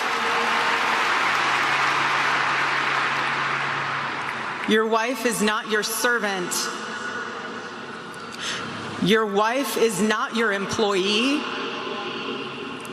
Your wife is not your slave. She is your helper. You are not rivals. You are one flesh working together for the glory of God. Listen, some great comments by Erica Kirk. Well, one of the things that I noticed with that particular passage in her speech, I noticed throughout a lot of the speeches, they talked about men. And they talked about the fact that Charlie Kirk wanted to do everything he could to empower men. You know, the impact of yesterday, I thought a couple of things. Number one, a celebration of fatherhood, and good fathers at that, obviously. Encouraging fatherhood, encouraging marriage, encouraging having children, encouraging having big families, encouraging spreading the conservative word, and of course, the word of God as well. It was all very uplifting. And it seems to me like that really is how Charlie would have wanted it. Now, I saw that as last count, and I don't know if Sam, you've seen anything, or Joan, you've seen anything, but at last count, and this was on Saturday morning, they had about 65,000. It went up from 62 to 65,000 or so chapter inquiries for Turning Point USA. So that's great. Now, they got to figure out how in the world they're going to be able to, facilitate all of that. But, 60, 62, 65, I can guarantee you, after yesterday, there's going to be a lot more. And, it's interesting. Just like the day that he was shot, it feels like this is the shot that took out Charlie Kirk was like another shot heard around the world in the sense that it erupted into obviously sadness and despair and mourning, but it has erupted into what I would say is clearly a celebration of what Charlie Kirk stood for, which was American exceptionalism, conservatism, and family, the importance of family, the importance of fatherhood, and most importantly, Christ. And that's what I loved about all of the speeches, by and large, for the most part, it was all about Christ, starting families, being a good father, being involved as a father or a parent with your kids. I mean, I think Charlie's murder, and we've all been talking about this, is leading to what I would say is really another American revolution in the sense that we are re-embracing what makes America great. What Charlie stood for is what makes America great. Freedom, family, and God. So it does seem to me like this is a rallying cry for conservatives, definitely. Remember what we stand for and to never cower. Now, J.D. Vance, did you have a favorite, Joan? I loved Marco Rubio's You love speech. Marco Rubio, who we played him earlier. I love that he did it from his heart. Like, I feel like he didn't have it scripted. Right. And, you know, maybe he was using the teleprompter. I can't really tell. But it appeared to me like he just did it from his heart. And it was stirring. It was unabashedly a Christian. Message. Yep. Yeah. And I just really felt like it was from his heart. Sam, did you have a favorite? Erica's, specifically the one you just played about fatherhood. And the call to action for men, and it's just that's what I will be celebrating 3 wonderful years on Wednesday of this week, and that has just been the foundation of our marriage, and that is what's been preached to me by all the men that have come before me, to have that example and that standard, and I am just so blessed to have someone that supports me in that manner. Absolutely right. Absolutely right. I'm torn between Erica. I loved what J.D. Vance had to say. I've got his comments coming up. It is 8:15. Time to check the roads on WTN.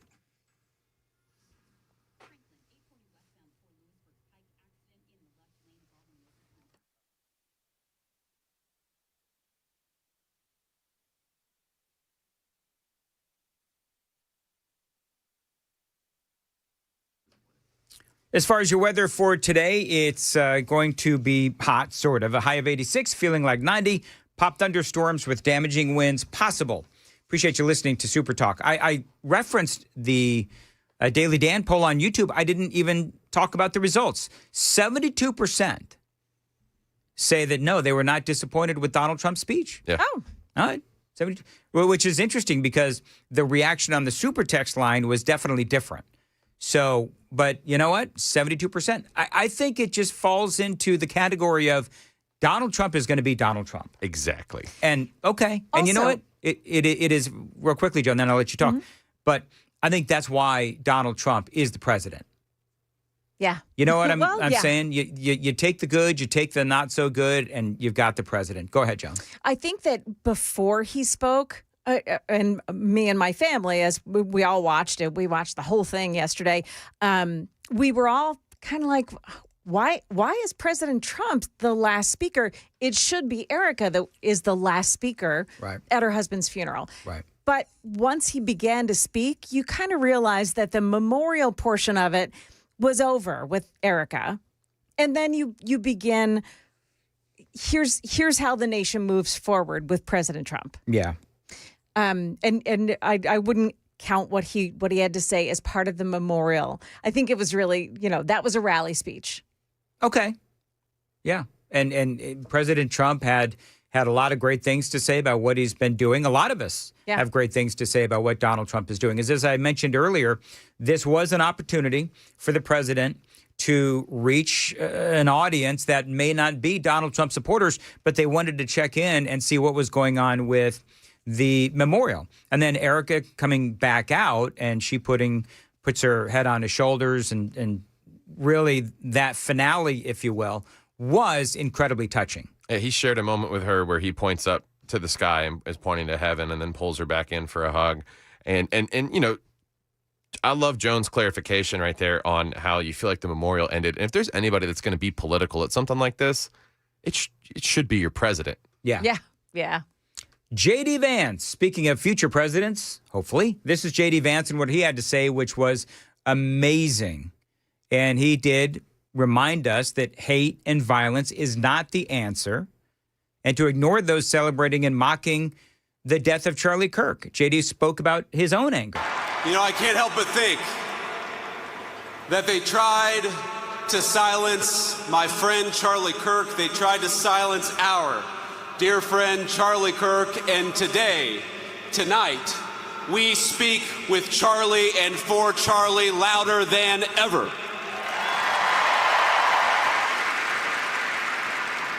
The evil murderer who took Charlie from us expected us to have a funeral today, and instead, my friends, we have had a revival in celebration of Charlie Kirk and of his Lord Jesus Christ.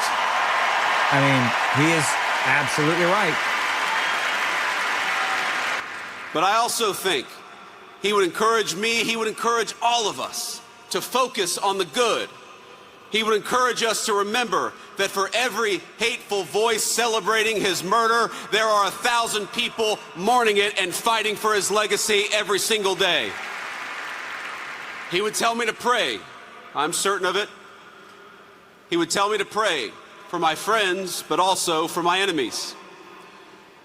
He would tell me to put on the full armor of God and get back to work.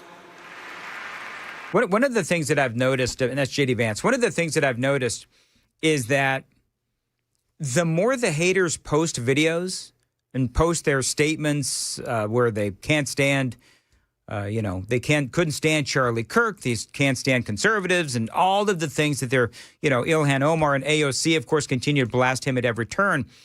I think that unites us more, doesn't it? Absolutely. Doesn't that unite us more? Because I mean, look at, and maybe we'll delve into this a little bit more at 8:35, but you've got Elon Musk and Donald Trump right there together and shaking hands. I've said something Saturday to people about how, the devil laughed a little too loudly and has revealed himself, made himself known to even those who were told he didn't exist. We're seeing people get tattoos of Charlie's, not in a negative way, of Charlie's assassination. People are making songs glorifying the killing of it. We are seeing in real time the demons that oppress these people celebrate and allow us to, take up the full armor of God and bear our crosses. AOC and Ilhan Omar, you know what I'd say to them? Keep it up, because the more that they spew their vile hatred, the more it unites the right. He would tell us to commit ourselves to telling the truth and to fight for that truth each and every single day. He would tell us to talk about God's love and the fact that that love applied everybody across the whole human family. Charlie suffered a terrible fate, my friends. We all know it. We all saw it. But think, it is not the worst fate. It is better to face a gunman than to live your life afraid to speak the truth. It is better to be persecuted for your faith than to deny the kingship of Christ. It is better to die a young man in this world than to sell your soul for an easy life with no purpose, no risk, no love, and no truth. Yep. I've seen so many of you say, so many on social media, talk about for Charlie. We must do this for Charlie. For Charlie, we will speak the truth every single day. For Charlie, we will rebuild this United States of America to greatness. For Charlie, we will never shrink, we will never cower, and we will never falter, even when staring down the barrel of a gun. For Charlie, we will remember that it is better to stand on our feet defending the United States of America and defending the truth than it is to die on our knees. My friends, for Charlie, we must remember that he is a hero to the United States of America and he is a martyr for the Christian faith. May our Heavenly Father give us the courage to live as Charlie lived. That is what we must do for Charlie. You ran a good race, my friend. I love you. We've got it from here. Thank you. I mean, J.D. Vance, and I love that final comment. Yeah. I love you, my friend, and we'll take it from here. And I think he's absolutely right. Oh, that gave me chills. You listen to all those people. Yeah. And you know, the folks at Turning Point, the early speakers were Andrew Colvett and some of the folks that worked with Charlie at Turning Point. They had some great speeches too. You know, I think there was not one speech where I felt like I was watching the warm-up act. Every speech was a home run.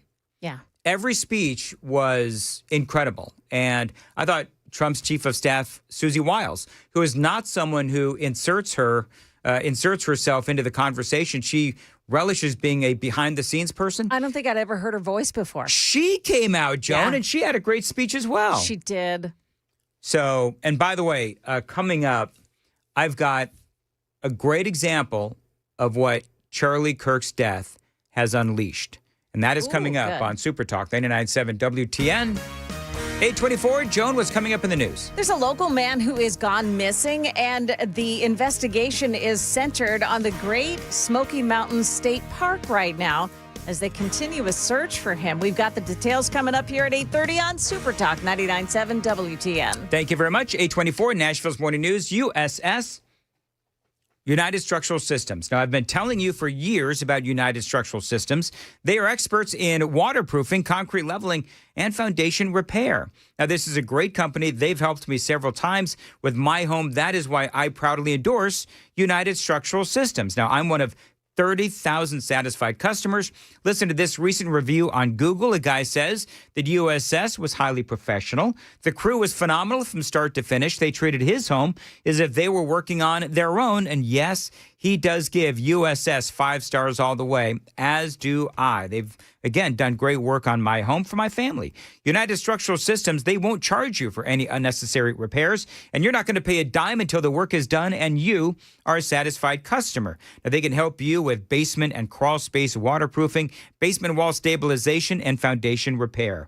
We guarantee our best. Call USS 615-488-7855, 615-488-7855, USSTN.com.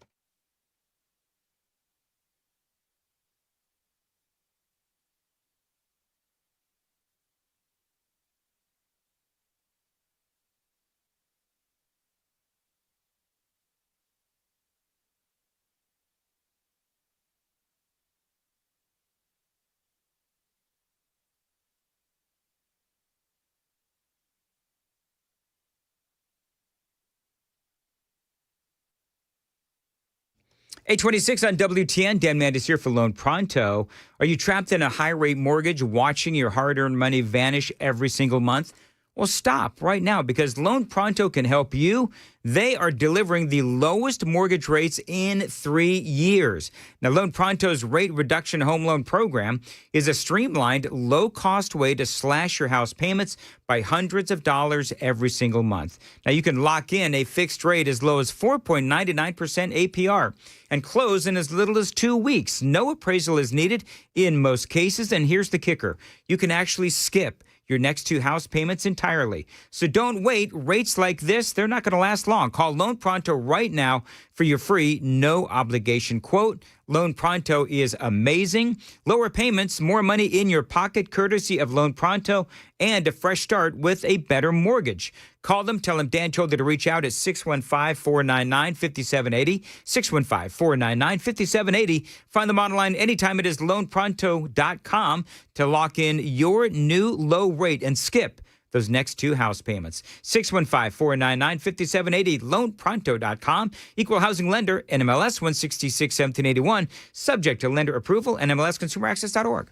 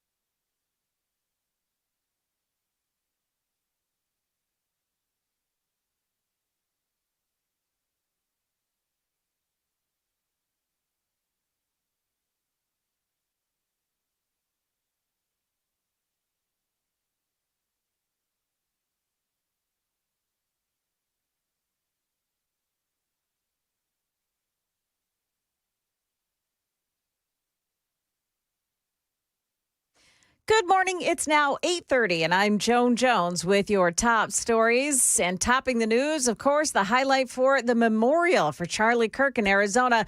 Of course, it may have been Eric Kirk's forgiveness of his suspected killer, but there are many high-level speakers there, too, including the vice president. ABC's Perry Russum takes a look. The 5-hour service attracting tens of thousands to State Farm Stadium near Phoenix. The memorial at times resembling a church revival. Vice President J.D. Vance was a close friend of Kirk's. Charlie built an organization that reshaped the balance of our politics. Vance noting nearly the entire Trump cabinet was there. Elon Musk also seen meeting with Trump for the first time since their fallout in June. And in fact, that moment ended with a handshake. Other news, the National Guard troops are scheduled to arrive in Memphis any day now. Ahead of that arrival, though, there's a new initiative launched in Memphis. It's called Own Your Block, where residents clean up their own neighborhoods. Mayor Paul Young saying that in some cases, how a neighborhood looks can have an impact on crime. And he says those troops on the way can be a force multiplier. That they are coming alongside us and really folding into the programs that we already have so that they can be a force multiplier instead of doing things that aren't as strategic. Senator Marsha Blackburn saying that Memphis police force is short about 800 police officers, and the extra help will allow the police force to expand crime-fighting efforts to make Memphis safe again. The search continues for a man missing in the Great Smoky Mountains National Park. 21-year-old Ryan Lakes was last seen in Nashville on Thursday, but his car was found at the park on Saturday. The National Park Service is getting some help from several organizations to find him. They are searching in the Big Creek area of that park. Market numbers now brought to you by Beacon Capital Management, online at beaconcm.com. We're starting out here in the minus column. The Dow Jones Industrials are down 171 at the start of trading. NASDAQ is falling 15. The S&P 500 index is down 10 points. That's the latest news. Traffic and weather next. I'm Joan Jones, WTN News. Thank you, Joan. 8:33. Well, you're welcome, Dan. No, you know what? I'm laughing at some of the super texts. Yeah. Oh, yeah. So earlier, I'll do it after the news, after all of this. At 8:36, I'll tell you why people are comparing me to Kanye West. Interesting. Yes, I thought it was interesting too. Okay. That I didn't see that on my bingo card this morning. Mandis and Kanye West, right there. They're two peas in a pod. All right. Details coming up. 8:33, Nashville's Morning News. Dan Mandis here, talking to my friends at the Glock store all the time. And coming up, I'm actually going to be going and trying something out that they want you to try as well. At the Glock store, they are inviting you to be one of the first in Nashville to experience the AccuShoot LFX Live Fire Simulator. From Tuesday the 23rd to Saturday the 27th, the AccuShoot LFX is a fully interactive experience that lets you shoot at a variety of animated targets with live fire in a timed drill that is automatically and instantly scored. Now, here's why that scoring is important, because every day, the top shooters in the daily prize drills, you're going to win valuable prizes like real Avid gunsmithing tools and O-Sight red dot optics. That's huge. And when the week is over, the top shooter of the grand prize drill wins a Daria DY9 pistol. Now, if you haven't heard of them yet, you will, because they are fantastic. Just create your AccuShoot shooter profile account at the Glock store. You pay $10 plus ammo if you need it. Then pick up your choice of 5 different shooting drills from mild to wild, and off you go. That is the AccuShoot LFX event, Tuesday the 23rd to Saturday the 27th, and only at the Glock store, minutes from the airport and worth the drive from anywhere.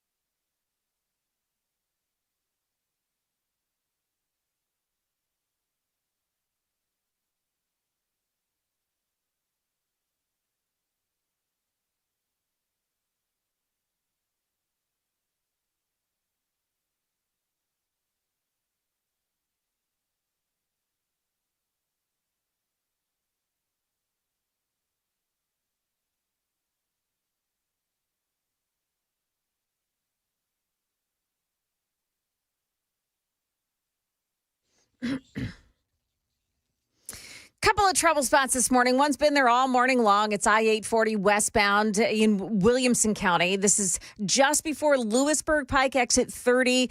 An overturned semi-truck still there in the median area, and the left lane is blocked off still by it this morning. Careful in that area. Downtown, there's a crash on 24 eastbound at Shelby Avenue, exit 49 eastbound.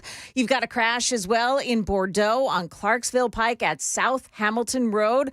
Charlotte Pike at Davidson Drive, there's a crash. And then in Hendersonville, you've got some utility work that's going to continue all through the week. Walton Ferry Road is closed right now between Campus Drive and Cages Road. They're diverting traffic onto Sanders Ferry Road because of it. Traffic every 10 minutes every morning on Super Talk 99.7 WTN.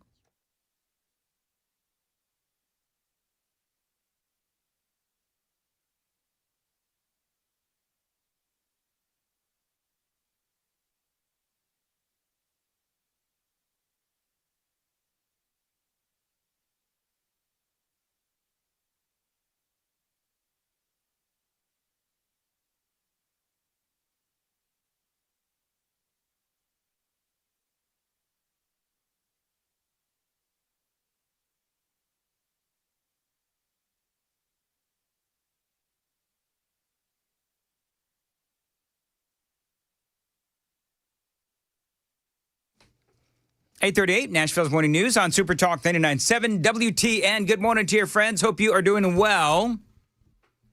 It's one of those mornings. I can't make anybody happy, Joan. Yeah, wow. Some are mad at me because of my comments about Candace Owens, which is fine. Some people are like, right on, Dan. Okay, that's fine, too. Some people are irritated with me because I don't even know really what I said about Donald Trump, but I talked about his speech, and some people are irritated with his speech. Some people upset about Donald Trump's speech. Others, not so much. I think I just said that I felt like it was a little too political in a memorial type of service. We did have the Daily Dan poll. A lot of folks disagree with me, as a matter of fact. 72%. Oh, we're up to 74 now. 74% disagreed with Joan. Oh. Because just to be honest with you, I was disagreeing with Joan. That's all I was doing. It's all Joan's fault. Everybody's mad at me. Yeah, it's all my fault. You hear that back there, Jane? Jane. Joan. Yeah. What did I call you, James, at one point? Whatever. Jones. I called you Jones. Yeah. That's right. One guy in particular was upset because of my statement on Candace Owens.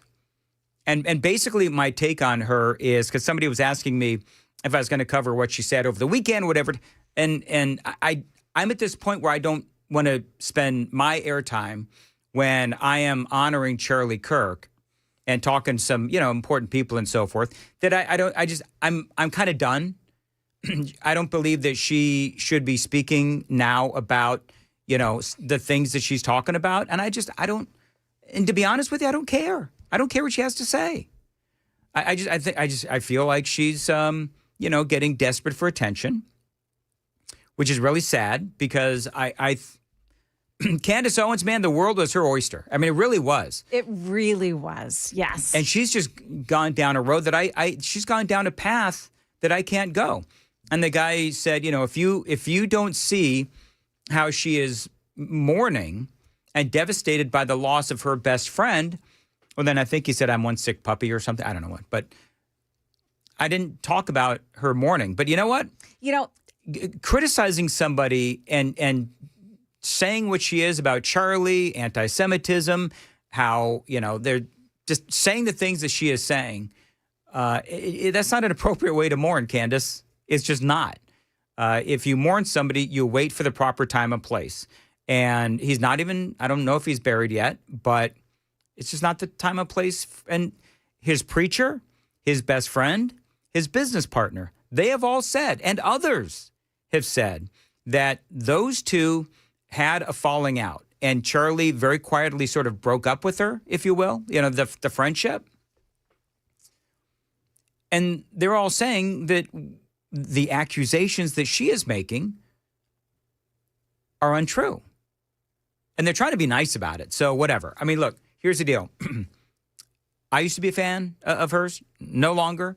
There are a lot of articles in the, across the media about this MAGA feud. CNN was having a ball with it, talking about how, GOP united with a question mark, and they're talking about Candace Owens. Yeah, That's you know what? They always do. Yeah, the haters are taking that storyline and running with it. Yes. So I don't know. For me, whatever. I mean, if she's going to do what she's going to do, but to me, I'm not taking away from her mourning. I'm not taking away from her loss. But here's the deal. When you put things like she's saying out there, then you're going to get a reaction.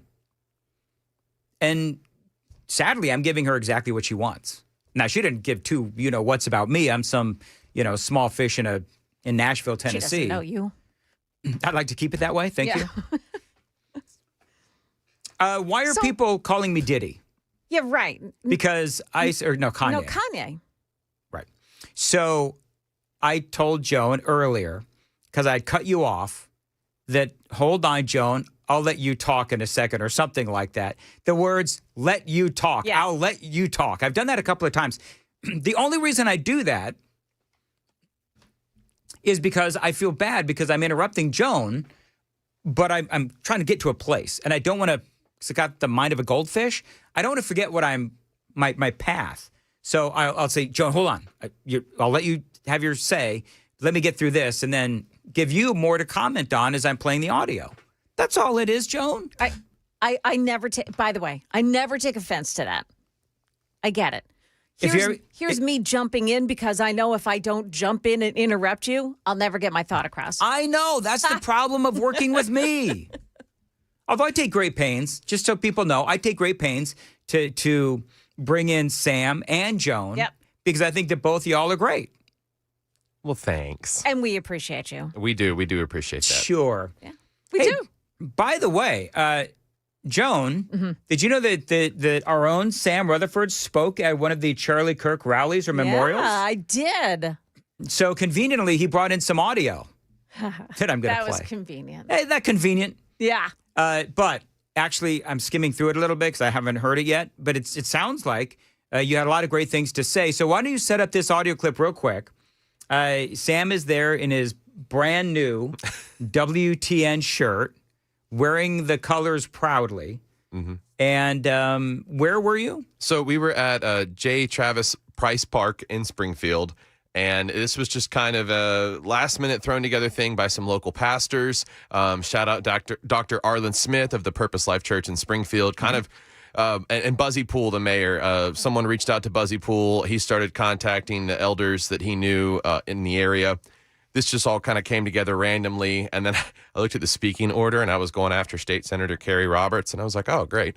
Oh, Kerry's awesome. Yes, he was awesome. Yeah. Mason Foley was there. But, we Mayor Poole set the tone that we weren't trying to make things, political. We're not going to name sides. We're not going to name names. We were just there to honor, to best what we could do, Charlie's legacy and how we move forward with that. And so to set this clip up about towards the end of my speech there, where I really just felt compelled to reach out to the Robertson County constitutional Republicans and interject myself and represent the company. All right, so here you go. As we move forward, we should keep our Bibles close. But I would encourage everyone, especially the next generations, to also study words. The words of others and your own. Make them a weapon. Use it to know when lies are being spread, to know when truth is being tainted, so you can counteract evil when it thrusts itself upon you and those you love. When we put on the whole armor of God, our swords of truth are now double-edged. But we should not do so with physical violence. We should not return evil for evil. We are not meant to win this earth because we believe victory comes in Christ's return. When demons feel threatened, they scream and they become violent. And while we have all seen that, we should not allow ourselves to stoop to that level. That feeling is Satan's temptation, because anger is the devil's cocaine. Share Charlie's messages, as we will continue doing so with our radio station. Study what he said, study the Holy Word, and study the words of others, as Charlie did. Very good. At some point, do you mention Nashville's morning news? You mentioned Dan Mandis. You mentioned our radio station, Joan. Did you hear that? Yeah. We did. You got to promote the day part, man. I did it at the front, at the intro. Oh, interesting. Sure you did. You know. Great. I thought the fact that you're wearing shorts is a nice. It was 93 degrees. I'm kidding. I thought you sound great. Thank you. Actually, very well done. Anger is the devil's cocaine. Yeah. Is that what you said? It's I like that. Something that I've struggled with for years when it comes to anger. If cocaine? No. Anger. Oh, got Just it. that if you feed. I'm going to shut up. He's going to get angry with me. Yeah. If you feed the emotion, the devil is going to use you until the bag is empty. Interesting. Listen. I think that's great. I appreciate that you went out and you supported the radio station. You represented the radio station as well. I wanted so desperately to go to the one in Mount Juliet. Now, just so people know, I'm not a public speaker. I can barely do it in person or on the radio. Me getting in front of a big group of people usually doesn't end well for the audience or me. So anyway, there is that. But I think that was well done, Sam. So thank you for doing that and sharing the audio as well. One of the things, and this goes right along with what you were saying, actually, Sam, there is a 13-year-old who has now decided to help take the torch and be more like Charlie. I'm going to play this audio for you. Oh, I love this. This kid, have you seen this, Joan? Yeah, I have. Follow me on X at DanMandisShow. I mean, he's got Charlie-like hair. And he's dressed up like Charlie in a navy blue suit, a blue shirt, and a red tie. Got it. And this is what he said. Hi, my name is Charlie Brown. I'm 13 years old, and I... Wait, what? Charlie Brown? Charlie Brown. His name is Charlie... Love it. Brown. Wah, wah, wah. Hi, my name is Charlie Brown. I'm 13 years old, and I am a part of / founder of a mission called Where's Charlie? This mission was created after the assassination of Charlie Kirk because it made me think, what nation do we live in where people are killed for exercising their right to free speech? My mission is best described in this quote. You can kill the messenger, but not the message. I am trying to bring together hundreds, thousands, and eventually millions of people to be a Charlie. To get truth and decipher that truth through critical thinking, just like Charlie did. Charlie may be gone, but now I am Charlie. You are Charlie. We are Charlie. And this is an American comeback. There you go. I love it. I love it too. But see, that's what he inspired. He empowered these kids to get out there and talk like this and feel like this instead of feeling and talking like you hear the media talk about kids. Well, I don't think, and Sam is closer in age to this 13-year-old, and I'm not saying that Sam is like a 13-year-old, but the empowering of young men. Mm-hmm. And I think that is what your comments over the weekend, Sam, was all about. That's what this kid has been empowered as well. It's got to be a great moment for his parents. If they, obviously they have to be supporting him in this endeavor. You can't buy a suit like that on your $5 allowance. You know what I mean? So I love. You guys have an allowance? I didn't. You didn't have an allowance? Oh, no. No? Uh-uh. Joan, did you have an allowance? No. No. Me either. I didn't have one. Oh, No, the parents woke us up on Saturday morning, line up the kids. Okay, here's your chore today. Get out there and get it done. Yep. You know what I got to do? Clean the cat box. That was one of the big things I had to do when I was 13. I'm sorry. You know what? I've never liked cats after that. Anyway, 8:51, and Joan's got the news coming up. Joan. Yeah, coming up here, we could have some heavy thunderstorms for the next few days, as a matter of fact. Details coming up here with Stefano. And the Titans got booed by their own fans yesterday. Do you know that the Cam Ward got sacked another 4 times? Yeah. He has been sacked 15 times in the first 3 games. 15 times. Something's got to change, right? Well, I'm hearing that something might change. Ooh, okay. Today. Today? Don't know. I'm not saying anything. Okay. I may have overheard something somewhere at some point in time. Oh, interesting. 8:51. All right. Yeah. Mm-hmm.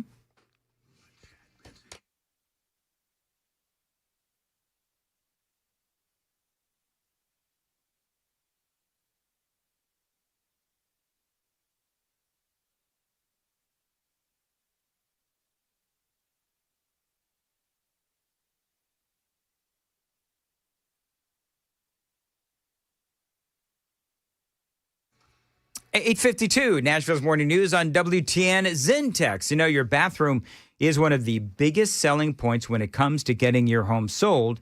And Zentex, they can help you with a huge upgrade and a special price and offer just for my listeners. Now, you can upgrade your bathtub into a walk-in shower with grab bars and a bench seat from Zentex. This can help the older folks in your life, and a bathtub redesign from Zentex can make your bathroom look spectacular. Now, a little about Zentex. It's a great company, family-owned and operated, 25 years. They were the 2022 winner of the Better Business Bureau Torch Awards for Ethics. And last year, they were voted one of the best places to work in the construction industry. That is why I put my trust behind Zentex. Now, your work is going to be done in a day or less. It's also going to be done on budget. Now, right now, a great offer for my listeners. You mentioned me. You mentioned WTN. You get a free Kohler toilet and get $999 off of your bathroom project, or enjoy no interest for 2 years with Zentex. Whatever works best for you. Find them online. It is Zintex, Zentex.com.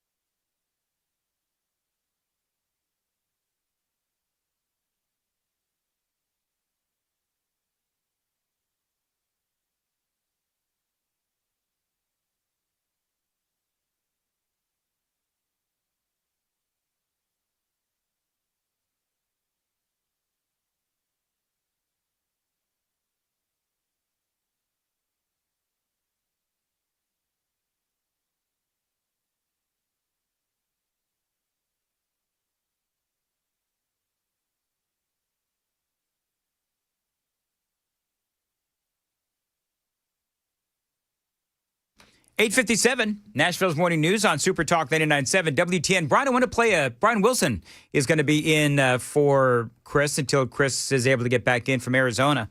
And Brian, I want to know, did you hear this from Elon Musk, who was there at the memorial? Why was he killed?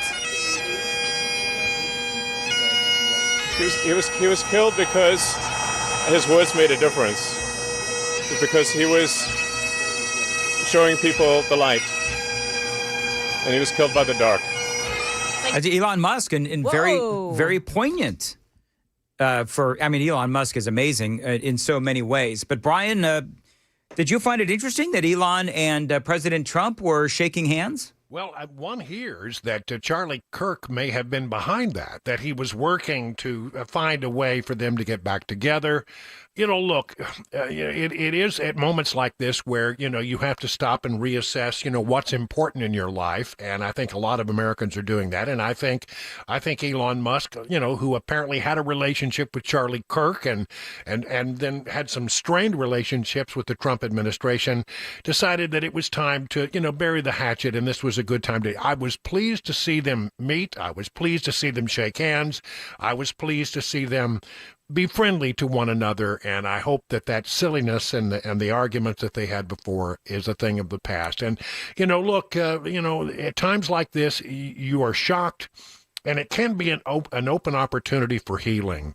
And so I'm glad to see that happened. I'm with you though.